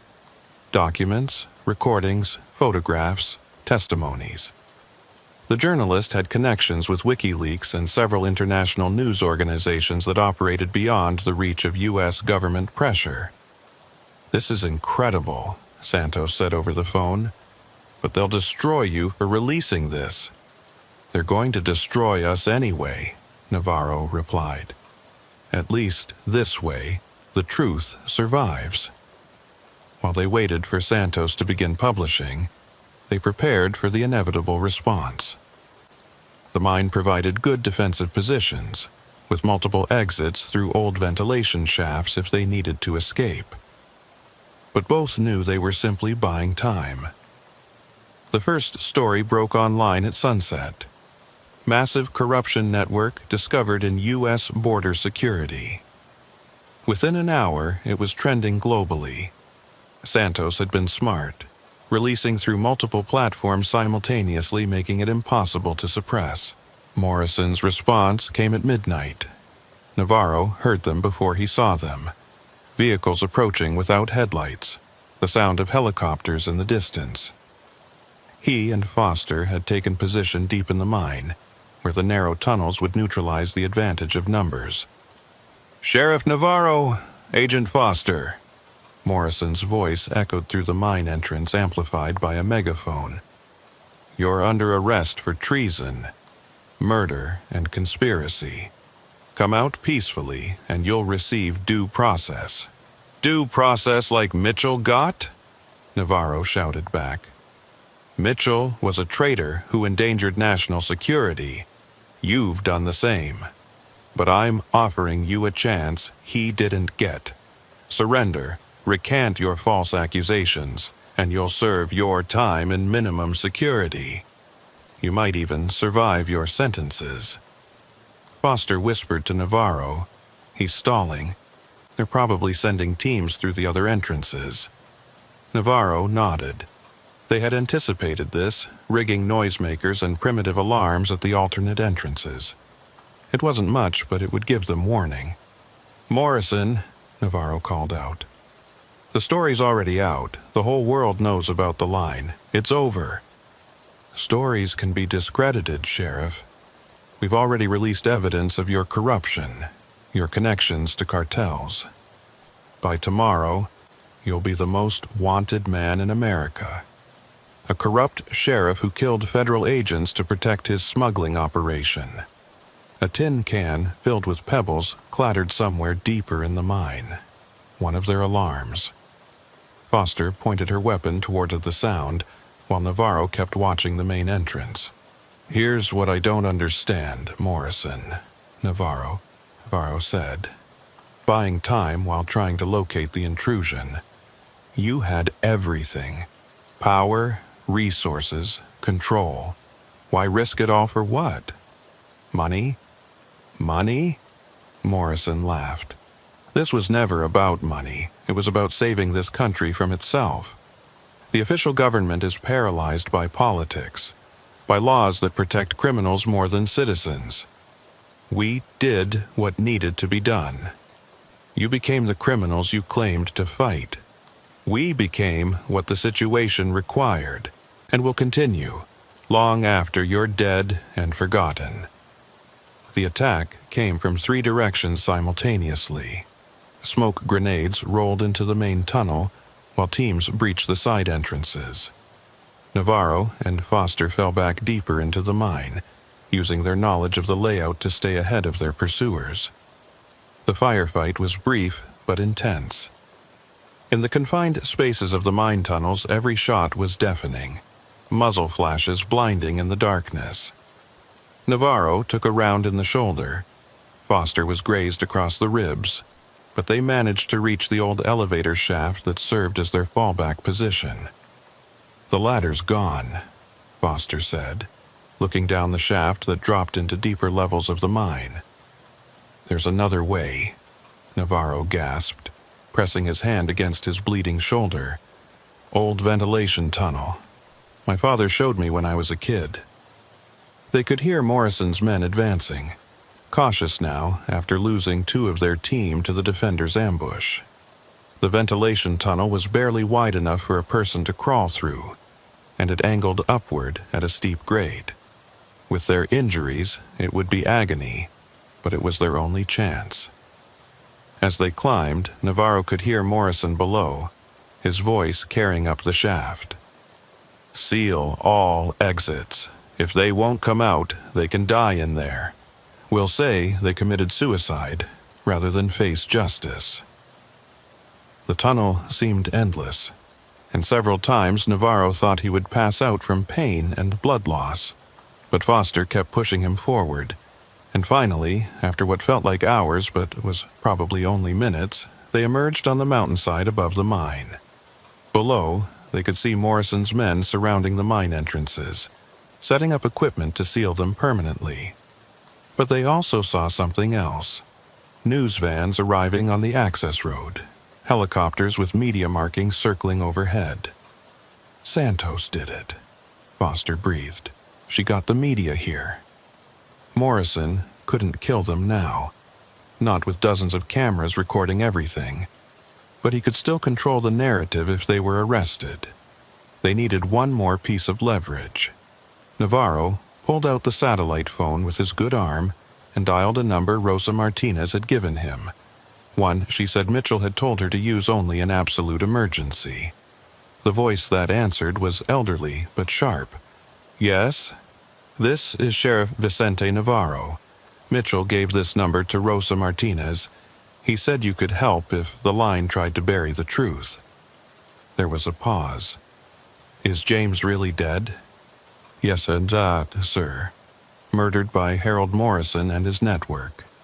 "I see. Sheriff, my name is Senator William Crawford, chairman of the Senate Intelligence Committee. James was my grandson. I've been waiting for this call for 3 years, hoping he was still alive but preparing for the worst. Are you somewhere safe?" "For the moment. But Morrison has federal warrants claiming we're the corrupt ones." "Not for long. I'm calling an emergency session of the committee. Morrison and his associates are about to learn what real federal authority looks like. Can you hold out for 2 more hours?" "We'll try." Crawford was as good as his word. Within an hour, legitimate federal marshals arrived, along with members of the military police. Morrison and his men were arrested on charges of impersonating federal agents, murder, and treason. The warrants against Navarro and Foster were vacated. The cleanup took months. The investigation revealed that the line had operated for nearly a decade, responsible for dozens of deaths and millions of dollars in corrupt dealings. Some members fled the country. Others negotiated plea deals in exchange for testimony, and a few, like Morrison, chose to fight the charges in court. Morrison's trial became a sensation, with daily revelations about the depth of corruption within border security agencies. He maintained until the end that he was a patriot who had done what was necessary to protect America. The jury disagreed, convicting him on all charges. He received life without parole. Rosa Martinez testified via video link from her secure location, her courage in the face of threats inspiring others to come forward. Julie Smith, who had survived her captivity, provided crucial technical testimony about the evidence.